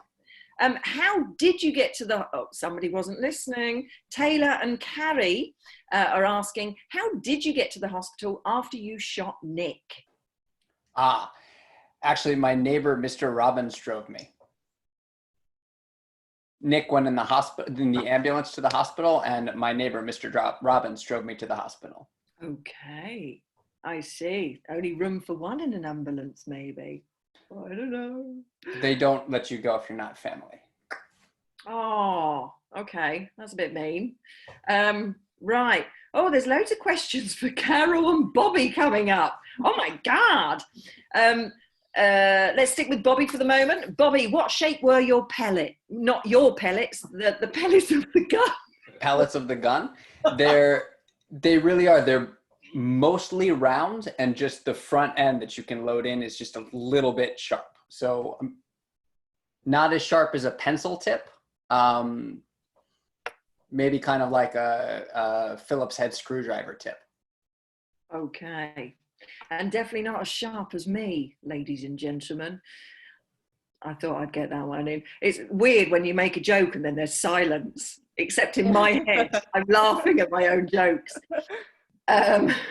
Let's go for, ooh, this is from Bala. This is a question for Ellen from Bala. Bala's in India. What distance did you drive to the poetry gathering, capital letters, in miles? Ooh. I think it's about 500 miles. I knew it in miles and then I converted it to kilometers so more people would understand, but I'm pretty sure it's around 500 or 550 miles maybe, something like that. That was a very difficult question. I wouldn't be able to do that. I wouldn't be able to do that. Okay, we're back to Carol now. What happened? This is from James H. Bradley. H. Bradley. Carol, what happened after the truck driver went to the office? Well, the first thing I did was I got out of bed and put clothes on so that I was no longer nakedly desperate. And shortly thereafter, the manager, who was luckily working nights, came over and moved me to another room. And because they were afraid that if they opened the door, it would, I don't know, compromise the integral structure of the motel, and they couldn't move the truck because, of course, there had to be an accident report, I sort of had to squeeze past the truck and go to my other room, which unfortunately was no longer deluxe. Oh, God, it must have been awful then if it wasn't deluxe. Wow. Okay. I think there's another question that came up that's connected to that. Question for Carol. Right. This is from Buddha. This is from our JAXA guy. Smart question. Carol. Buddha's questions are always very, very long. It takes forever for him to ask them in the show. The truck was parked in front of your motel, and then after you had gone to bed, you got woken up because the truck had smashed inside the house. Is that right? And did the driver seem drunk or high? Yes, the truck was parked directly in front of the room just a little bit to the side of the door. And yes, I assume what happened is that the driver stepped on the gas instead of or no, sorry, he wouldn't have done that. He would have had it not in reverse when he went to back out. And so he stepped on the gas thinking he was in reverse and instead came into my room. And I don't like to be judgmental of people, as I explained to the rental lady, but I would say that he was possibly intoxicated. If Luana was really a lawyer, she would have objected to that on the grounds of speculation. I'm with you. True. I'm with you, Bobby. Yeah. Yeah. Oh, she's perked up now. Excellent. Super. Okay. Good speculation there, Carol. Do we accept that? Is it true? We don't know. Luana, a question from Jenna and David. How on earth can you write 16 pages of complaint in Japanese? No, I can write even more right now. Being stuck here. I actually learned Japanese, and I have level 1 in Japanese. It's like in my mind, I have like a lot of wows in my mind right now from the audience. Wow. Yeah, but wow. we've got a lot of non-Tokyo people. It's the highest level of Japanese language for a foreigner. And I also studied Japanese at university, so I could write very well. And also I had a computer to Google the things I didn't know how to write. Yeah, it was really easy. A lot of months bring a lot of complaints. It was really easy. Yeah, I can barely write hello. So follow-up question for you, Luana. This is a tricky one. This is from Lara, who I hopefully didn't insult earlier. She says, what time was the earthquake on the 11th of March? Oh shit, I think it was 2:46 p.m. I know this because, yeah, it was 2:46 because my the lunch was until 3 p.m. and I think it was before the lunch ended in the restaurant, so it was 2:46, something like that. Okay, I wouldn't be able to answer that anyway. I was in Italy drinking coffee. Bragging. Yeah. Yes. Not that we should brag about anyway. Being in Italy. Right. Okay, question for Ellen this time. Ellen's back in the game. It's from Bronwyn. Ellen. Exactly. Ellen, traveling on the I-80, I think that is, traveling on the I-80 to East Nevada, how many times do you cross the Californian border? Ooh. She's from Australia, by the way. She's never been to California. Okay, you cross it one time. And soon after you cross the border, you get to Reno. And then it's just straight on flat country all the way through to Utah. And Elko is not far from Utah. Yeah. Elko? Elko, Nevada. That's where the Cowboy Poetry Gathering is. Oh. Did I not say that in my story? Oh, no. I don't know. There's so many funny place names happening tonight, like California and places like that. I just lived in England all my life. So follow-up question for you, Ellen. This is from Sunes. Okay. A very rude question. No, it's not. Sunes, you're my friend. Be nice. She says, how old were you, or what year was it when you went? So you can choose how you answer that.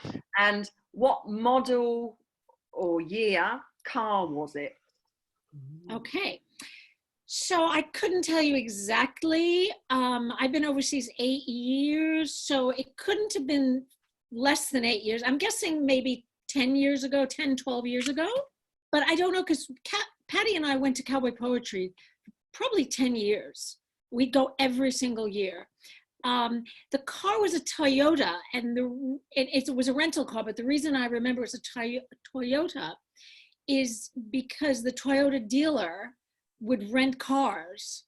They had a special rate for the weekend, and they let the weekend start on Thursday. And you get a special deal because we were so poor. Neither one of the cars we owned would have ever made that trip. So we had to rent a car, and we had to rent it cheaply. So that's how I actually remember the kind of car it was. Nice. How very Californian. The weekend starts on Thursday. Nice. Okay, excellent. And I'll stay with you, Ellen, for this one.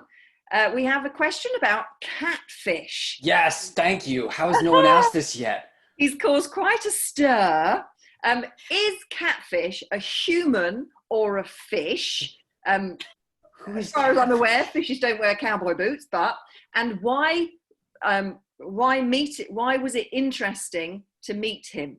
And that's from Ahmed.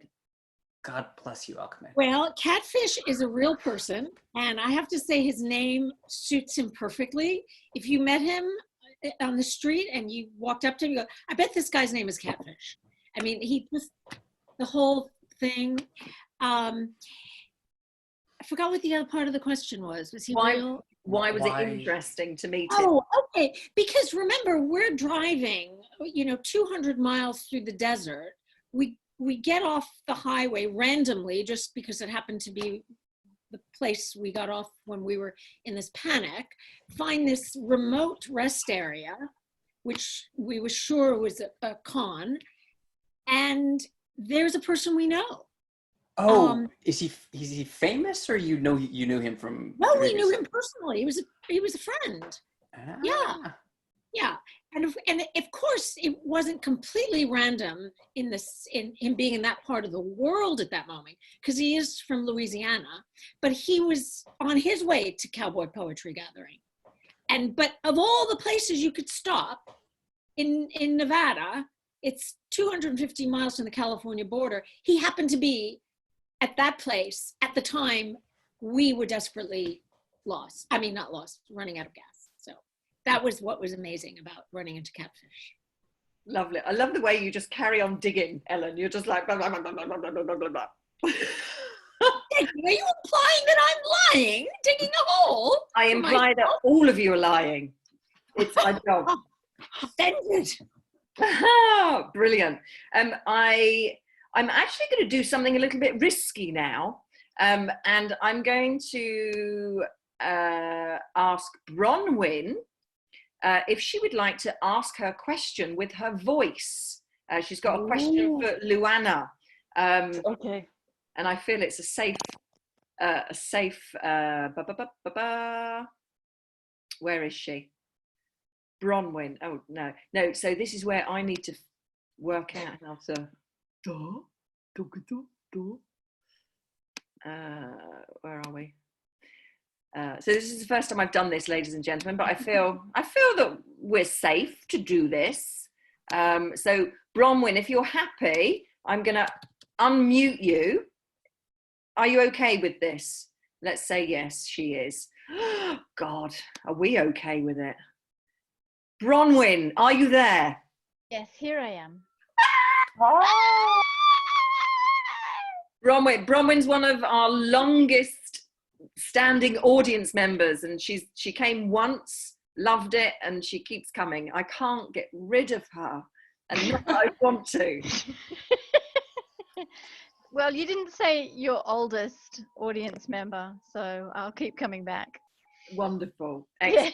We love you. So you've got a question for Luana? I do. Luana. Luana. Okay. Could you please describe your power suit?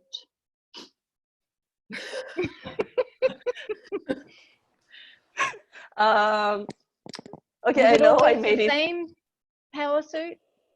Okay, everybody should know that I only own one suit, which was, which is the suit I went job hunting in the first place. You know, the kind of suits in Japan, the black ones and the recruit suit. The recruit suit, yes, that's the word. The recruit suit, the really not fashionable kind of suit, but got me a job, and I thought, well, maybe I'm going to win again. By the way, I still have it. It doesn't fit anymore for different reasons. I'm sure it still does. And so I'm thinking that you're talking about a black jacket and a black skirt.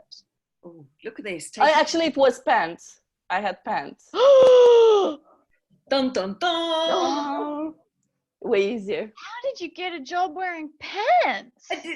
Bronwyn, come on now. You're breaking the rules. Oh, sorry. I'm teasing. So, Bronwyn, was that worth it? Oh, did I get a job? I'm still holding my breath. Oh, did I get a job? Brilliant. Maybe because I have a nice ass. You do. A very nice ass. She does. Bronwyn, thank you so much. I'm going to pop you back on mute. My now, pleasure. darling. Thank you. Bye-bye. Wow. Bye-bye. I'm still trying to figure out if that was a comment on the sexism rampant in Japan or just a personal dig at Luana. Bronwyn, man. Right? No. She's one of our most risque audience members. It's unpredictable every time. I love it. Right, Bobby, back to you. Yes. It's Jana. Okay, Jana's safe. I know her. Jana, are you happy to have your voice unmuted? Are you happy to have a voice, Bobby? Yeah. Okay, Jana, I'm going to unmute you so you can actually speak your question to Bobby. Jana, are you there? Jana, are you there? You have to unmute your microphone. There's a little button on the screen that will let you do that. There you go. She keeps muting herself. I think that might be a no. Can you hear me? Yes. This is David, not Jana. Sorry. I was going to say, Jana, you sound very deep tonight. Hello, David. Yes, this is Jana. So, Bobby, we're trying to figure out how a gun like this can fire for an acre, and was there a fence in between you? And please describe a gun that is a CO2 cartridge gun that also has a pump mechanism to it. We can't find that. Or we decided you were actually a Navy SEAL. He looks like one, doesn't he? I'll take it. A couple of things here. No fence. There's no fence dividing my backyard and Mr. Robbins' backyard. They're both on these little half-acre plots in the South Florida suburbs. So it's a 1 acre stretch. A 1 acre stretch is not that long. I'm not good with measurements, but I want to say it's like a third of a football field, which a football field is 100 yards, which is 300 feet. So no, it's got to be longer than that. Maybe half a football field. And a Daisy air rifle could throw a BB that far. It just wouldn't have much of an impact. So a more high-powered gun would do an acre easily. If I remember correctly, the gun itself, the pump mechanism was underneath the stock and in front of the trigger, and it folded down and then pumped back up. So it swung out like that. And then the gun had a couple of chambers, one to load a BB if you wanted to load it. And then behind that, the CO2 cartridges are about that big, and you could fit them in. And this is all very specific and detailed and sounds convincing, but I could have just owned a BB gun. Could have done. Well, so David's now on the Google, on the internets, just verifying what he said there. Wonderful, excellent.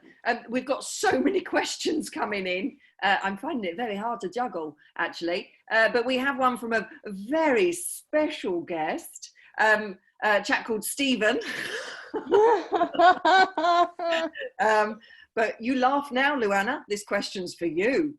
I'm going to hazard a guess that he doesn't want to be unmuted. So I'll ask it for you, for him. Luana, Why didn't you have a contract if you got your visa from the employer? Dun, dun, dun. Okay, so the thing is, when I do you have any lawyers here, any police things? No, okay. When I just safe environment. Okay, so the thing is, when I went to Japan for the first time, I was on a tourist visa, and I got the job opportunity like 3 days before my tourist visa ended.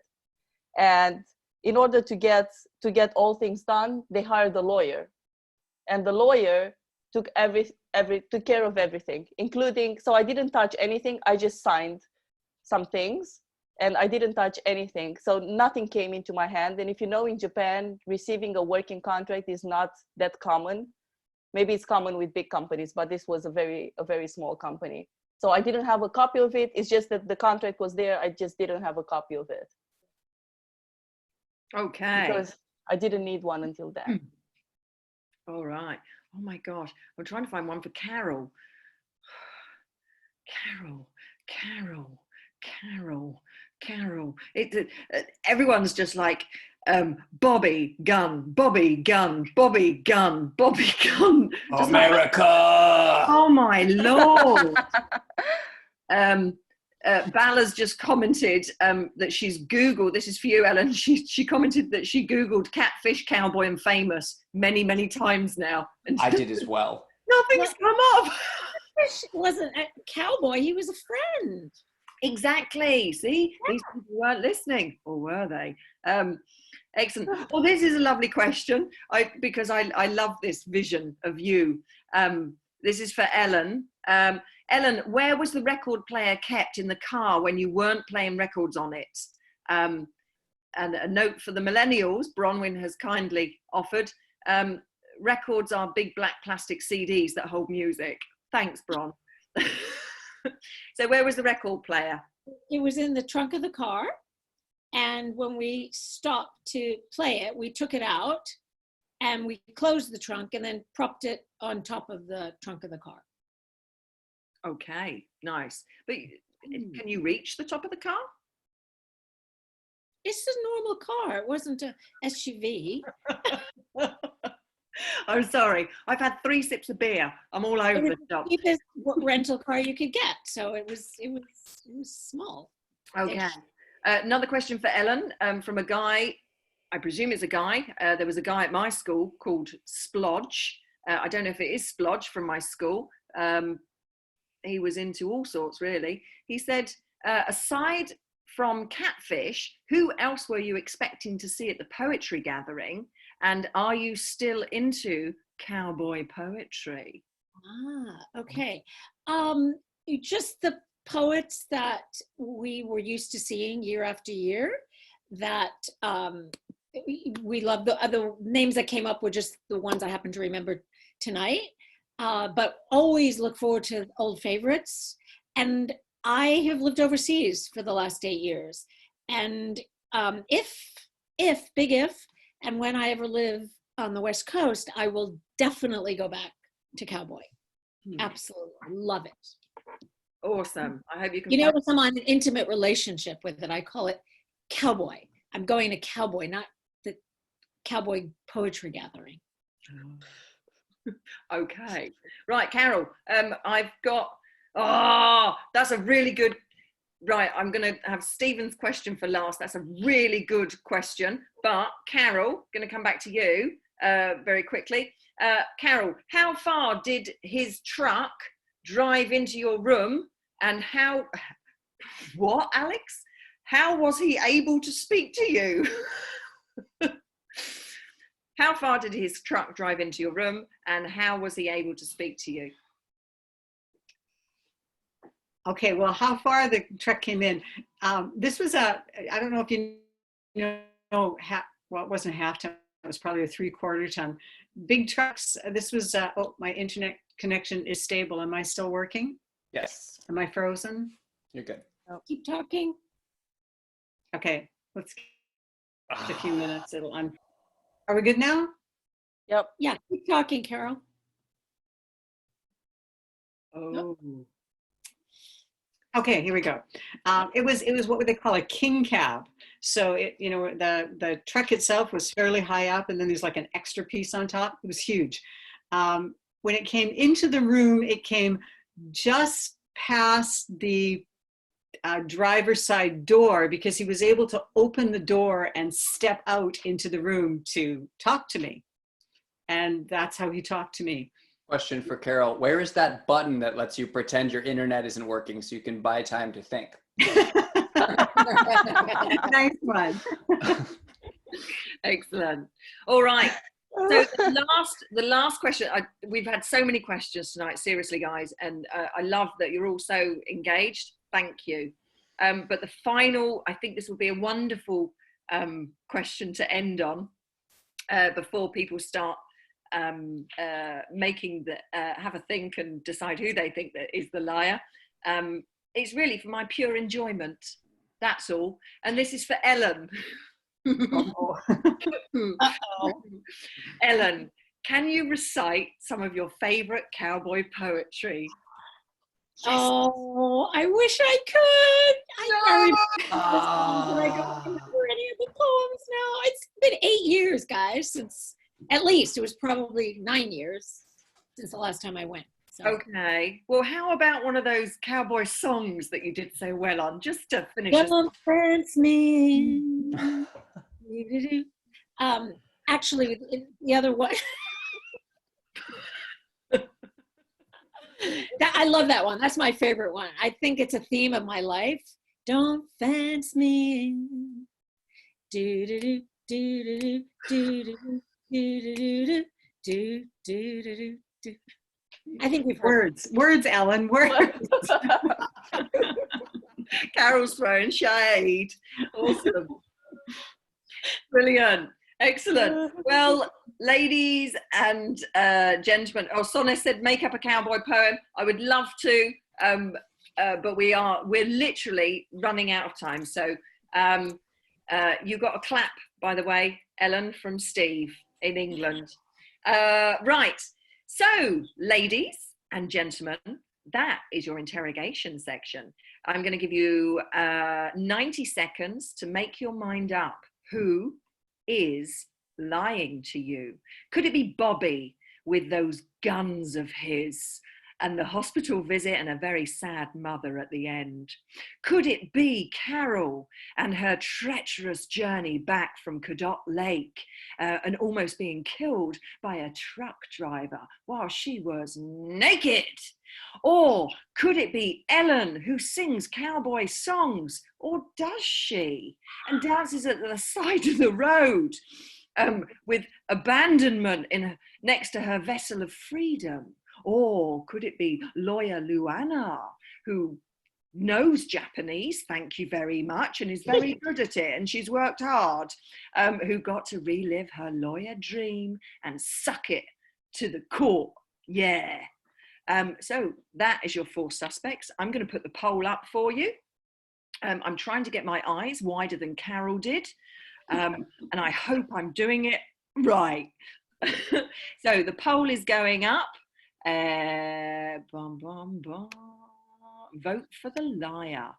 Who do you think the liar is? Bobby, Ellen, Carol, or Luana? Mysterious. I'll just launch the poll. Sorry, I'm getting carried away. Yes. So there we are. You guys all decide. Oh my God. The percentage of votes is like, ooh, 56, 64. Christiane, are you checking the Facebook stream? I'm not, and I've said to Facebook, this is from Roger, I've said to the Facebook people that I can't check the stream, unfortunately. The people on Zoom, the webinar, you have registered, so my attention is all yours. People should register sooner. That's all. I'm sorry. 86% voted. Hang on a minute, that's not 100%. Do you remember Brexit and Donald Trump? Something happened there. Not everybody voted. Regrets were had. We're sticking at 86%, which means some people have gone to the loo, or they've gone to the refrigerator to get some cheese. I don't know. Right. That's Oh, no, they're still coming in. I did give them 90 seconds, to be fair. Storytellers, suspects, 88%. They wanted Bernie. Carol Baskin killed her husband. Who's Carol Baskin? That's hilarious. I don't know, but Beza from England finds that funny. Oh, Tiger King. Oh, spoilers. Spoilers. Oh, hey, no spoilers, people. Joe's exotic nemesis. Oh, my Lord. Oh, my Lord. Right. I wonder where my... da, da, da, da. Bum, bum, bum, bum. Still waiting. 92%. Not bad, actually. Not bad. 1 second. Bum, bum, bum. And I have a surprise for everybody shortly. Is it that you cooked something with all of those cans that you had in the cabinet? Oh, wouldn't that be fun? Wouldn't it taste disgusting? Yes. Like, coconut. Or if I mixed Bobby, Carol, Ellen and Luana all together, I would have a dish of lies, but a very tasty one at that. Right, we're up to 94%. So ladies and gentlepans, I am, gentlepans, you've got me kitchen thinking now. I'm gonna end the poll. Bum, bum, bum. It is close. Ooh. It is close, which means close. I'm going to share the results. Share the results. Are we ready? Okay. Right. Oh, so we've got tight. Luana, you think is least likely to be lying, followed by Bobby on 24% with 12 votes. Then we have Ellen on 26%, 13 votes, and Carol, my Lord, look at you, girl, 28% with 14 votes. It's shocking. It's shocking. It's shocking stuff. Look at that. And the the audience are just like, right. So I'm going to stop sharing that for the moment. There we are, ladies and gentlemen. And I think I'm going to close the show, basically.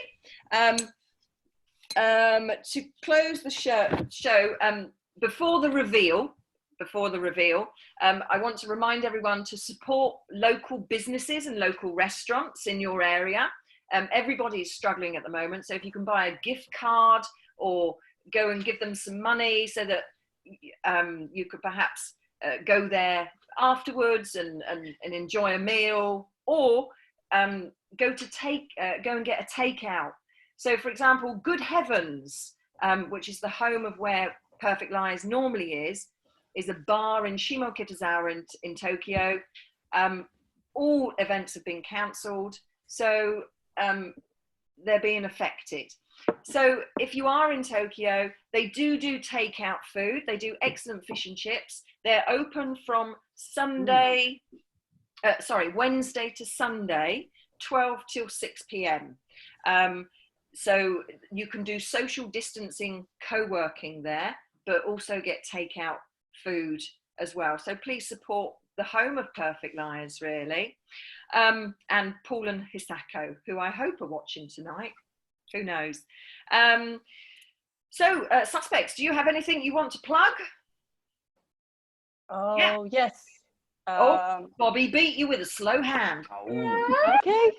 Yes, I am also experiencing a severe loss of work, which means I have a lot of time to devote to creative projects. So I'm sending a link to the chat.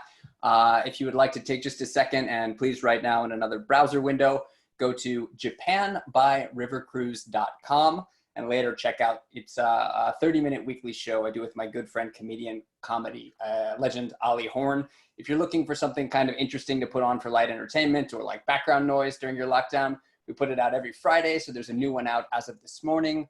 And we talk about our experiences in the media industry in Japan. We take a look at weekly news and then kind of take a cultural, political, and spiritual tour through Japan via the surprisingly deep and often turbulent world of the Japanese river cruise industry. We have a lot of guests. This week, our guest was a woman named Ayana.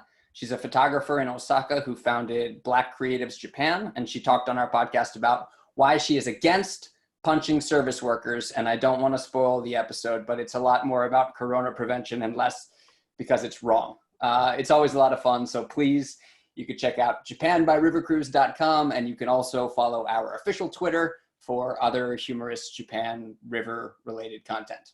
Wonderful. Thank you. You're going to put that in the chat, Bobby? Yeah, the link is in the chat, and we also accept coffees. My main job, which is having people pay me to touch my cheekbones, is just not possible because of the pandemic. So I'm out of a lot of work. Anything helps. Fabulous. Thanks, Bobby. Yeah, do support performers, because I bet you've all been watching Netflix and television and reading books and listening to music. We normally perform live, so keep us going so that we'll be there for when you return to the real world. Right, back to Luana. She had something to plug. Okay, thank you, Christiane. So I'm part of Stand Up Tokyo, and before this whole thing happened, we used to have shows every week, and now with this quarantine, we still have shows online, open mics every Monday and Thursday. If you can just like follow us on Facebook, you would get the information. Anybody can join, even though you are not a comedian, you can listen to us. If you want to try comedy for the first time, actually virtual comedy is a little bit better, easier to try, as I have noticed. And as Christiane said, our major weekly show was happening in Good Heavens in Shimokitazawa. So if you can just support Good Heavens as well, that would be great. I just sent a link to Facebook Stand Up Tokyo page, and thank you. Nice. I will just remind Bobby and Luana, this is on Facebook Live as well on my wall. So if you could go in and put a link in the comments as well for those people, that would be ace, because they can't see the chat because they didn't register. Okay. So Carol, just before we vote, I just want to play a quick rendition of a cowboy song. Just one, you get the real deal. is that your plug, Ellen? Yes. Brilliant. Ellen, Cowboy music. Cowboy. Oh damn. Oh, never mind. I don't know how to do this. Sorry. That's not it. That doesn't sound like a cowboy. No, that's an advert. You went to YouTube. Yeah, it automatically went to YouTube. It worked before. Never mind. Yeah, You'll have to check. Look up. Ellen, do it. Just press skip ad. Bobby, you got your hand up. Are you helping Ellen? Before we do the reveal, is there, no offense, but could we remove Bronwyn from the gallery? Oh, Bronwyn's on the gallery. Her box is still with us. Bronwyn's box sticks around. Cattle feed on the lonely gypsum weed. I'm back in the saddle again. That's it. I know that one. Back in You think cowboy music great? Yeah. And cowboy music great. I know that one. Love it. Excellent. Okay, do I get to do a plug? Plug away, Carol. Plug away. I want to say a shout out to all the teachers around the world who have to do e-learning and had to go from being Zoom virgins to having multiple partners in Zoom. And I will also recognize all the parents who had to realize that they had to keep the kids at home all the time, and we're all in this together. Wonderful. Yeah, thank you. Thank you very much. Thank you, audience, as well, for joining us and being super patient. We are 10 minutes over schedule, which is cool. So just a reminder before that reveal comes, we had Luana in least likely. Then we had Bobby third place, Ellen third. Jesus. Luana in fourth place, Bobby in third place. Ellen in second place and Carol in first place. You don't understand. I'm so sincere. I know you are. Oh, but they're going to regret everything. It's your eyes, Carol. That's what it is. Right. So, without further, oh, by the way, audience, we're gonna stick around for a few minutes after just to chat. Without further, by the way, is my favorite comedic line of the night. Love it. Love it. Okay, without further ado. Oh, by the way. Okay, drum roll. No idea how this is going to happen. Drum roll, please. Audience, drum roll. Would the liar for the Perfect Liars first ever online show please step forward now?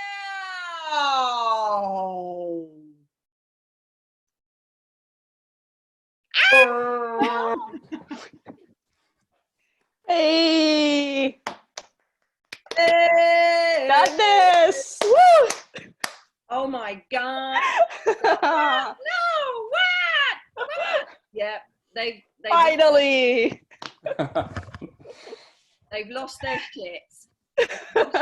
Come back, suspects. Come back, suspects. Wow. So what do you think? Did you suspect Luana? By the way, I'm just going to open this. Oh, wow. Just going to open this because why not? It's the first. So what did you guys think of Luana being the liar? I thought so. I got it. Really? You got it? Really? Yeah? But you were the liar, Carol.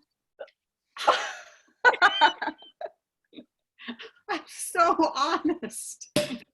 Even I thought you were the liar. You thought I was the liar? Awesome. How'd Oh, you feel, Luana? Roger got me as the liar.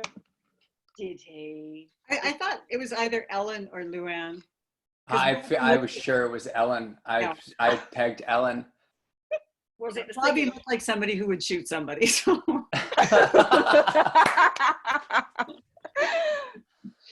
Brilliant. So the funny thing about this for me is that I had largely forgotten this story. I'm 37 this year. This was when I was 14 or 15. I had largely forgotten this story.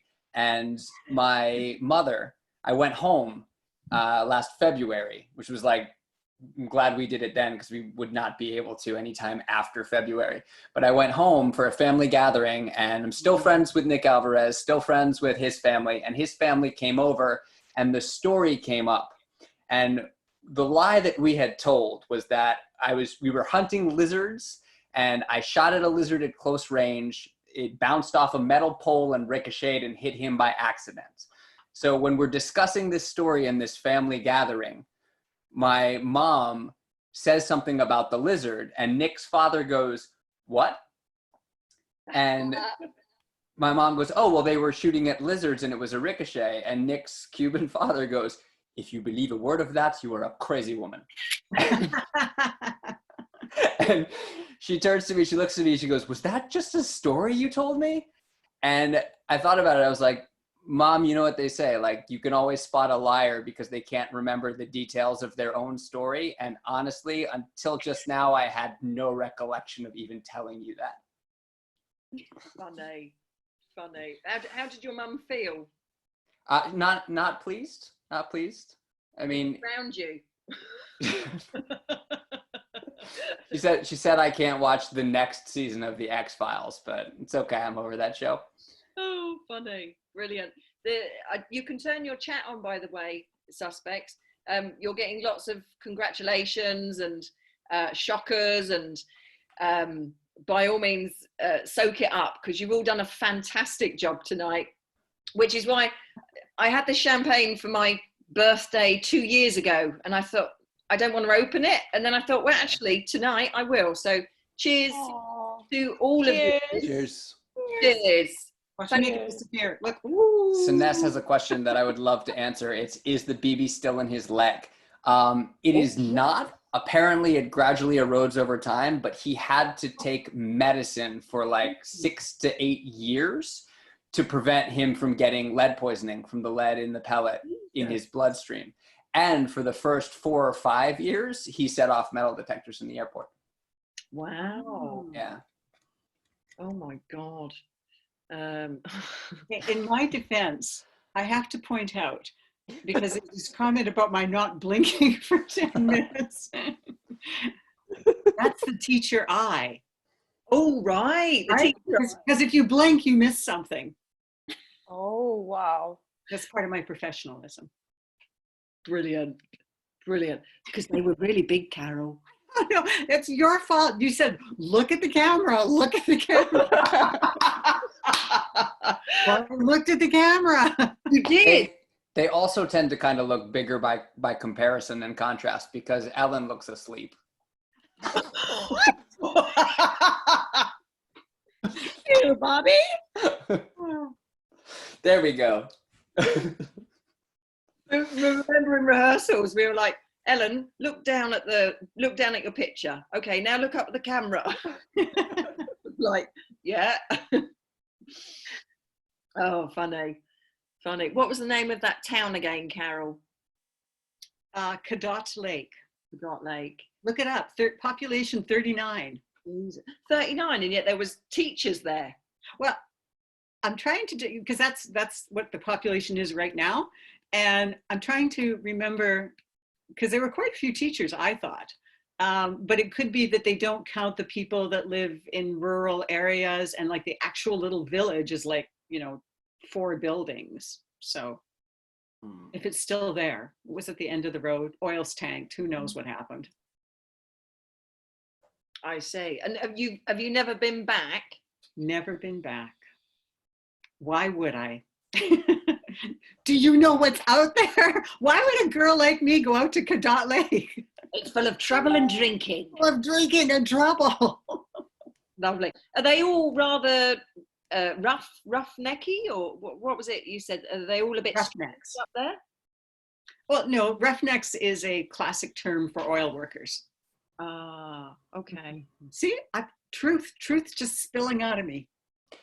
Oh, I had something I wanted to mention. I was positive banana splits were an American thing. Actually, we made a banana split in the house the other day. Yes, you. What, with a sword, or just your mind? No, with a knife, as you do. So no, when you claimed banana splits for Great Britain, I was a little surprised. But then you followed it up with spotted dick, and I was like, "What is that?" I mean, we had it in England. It may have come from America. I just remember it being in England. Well, it's like 14,000 calories, so it probably came from America. Probably, yeah.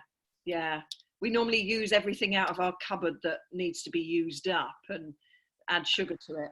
So it doesn't sound, I mean, banana split, you've got fresh fruit, for example. We'd never use fresh fruit in a dessert. What? Romania, well, in Romania, you'd never use We fruit. don't. So full stop. We don't have desserts. It's fine. I want to say, Luann, I really thought that you were telling the truth. We've lost you. Ellen's knowledge of cowboy poetry was so good. One more time, Carol. You went.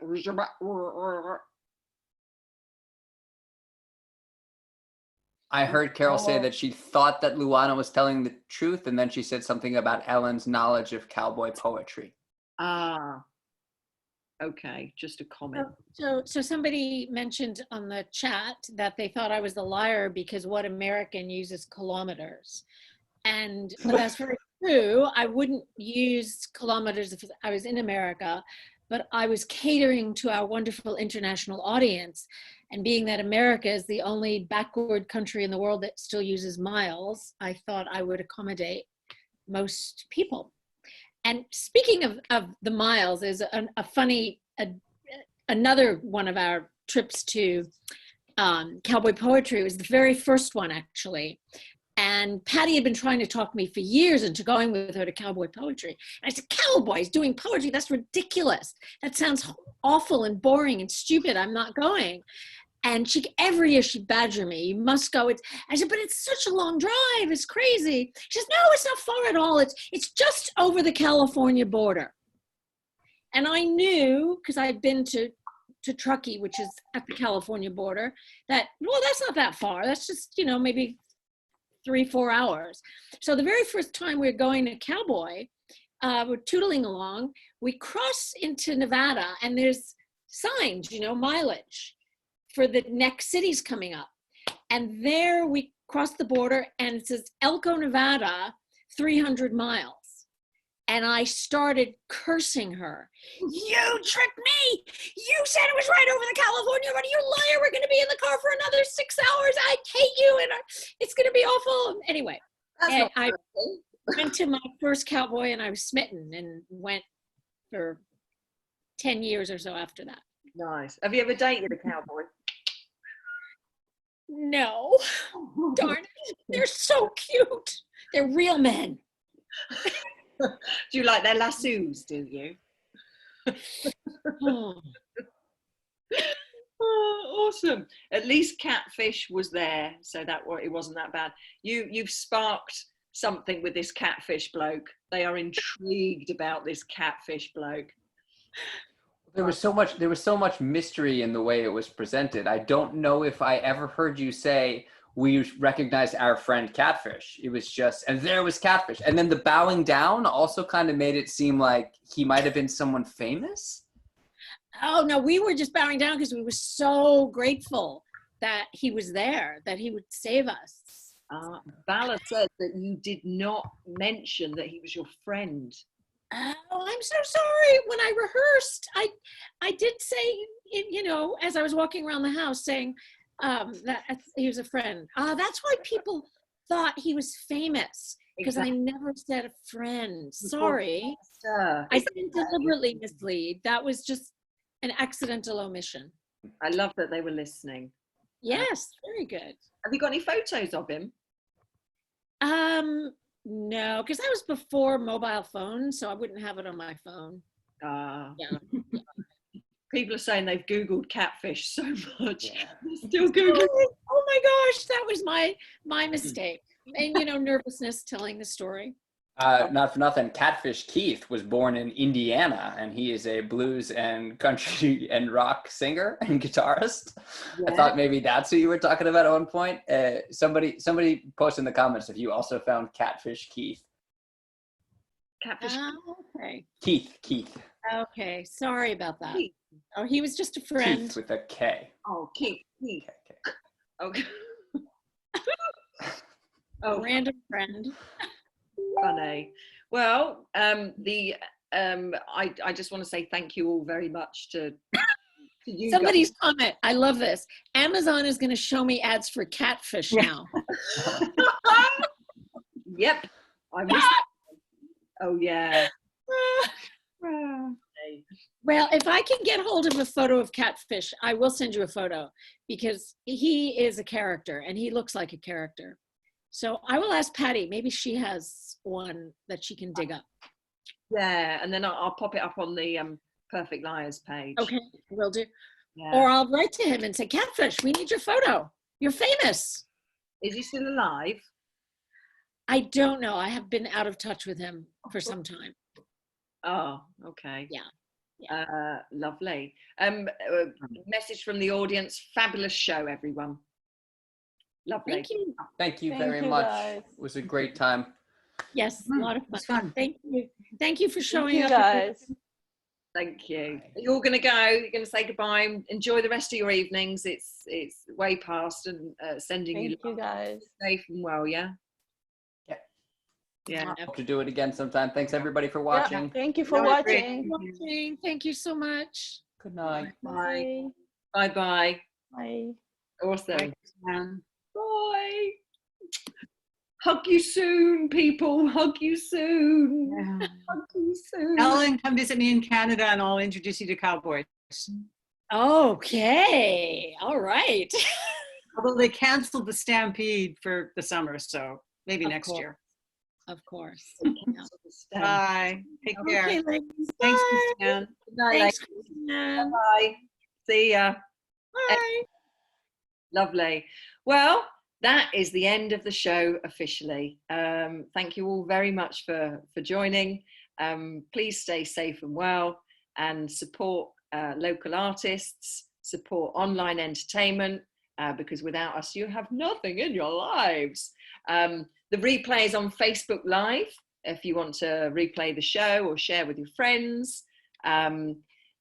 Please take care. And of course, if you want to make a contribution, buy me a cup of coffee or anything, then please, that would be super. And hopefully I'll bring you the show next month. Live. Hopefully it's live next month in good heavens, but I don't know. But anyway, stay safe, people. Good night. Bye. Bye. I'm gonna go. I'm going. You hang up. No, you hang up. No, you put the phone down. No, you leave first. You go first and then I'll leave. No, you do it. Go on. No, okay, I'll do it. I'll hang up first. Okay, I'm going. I'm really going this time. Okay. Bye. Bye. Bye.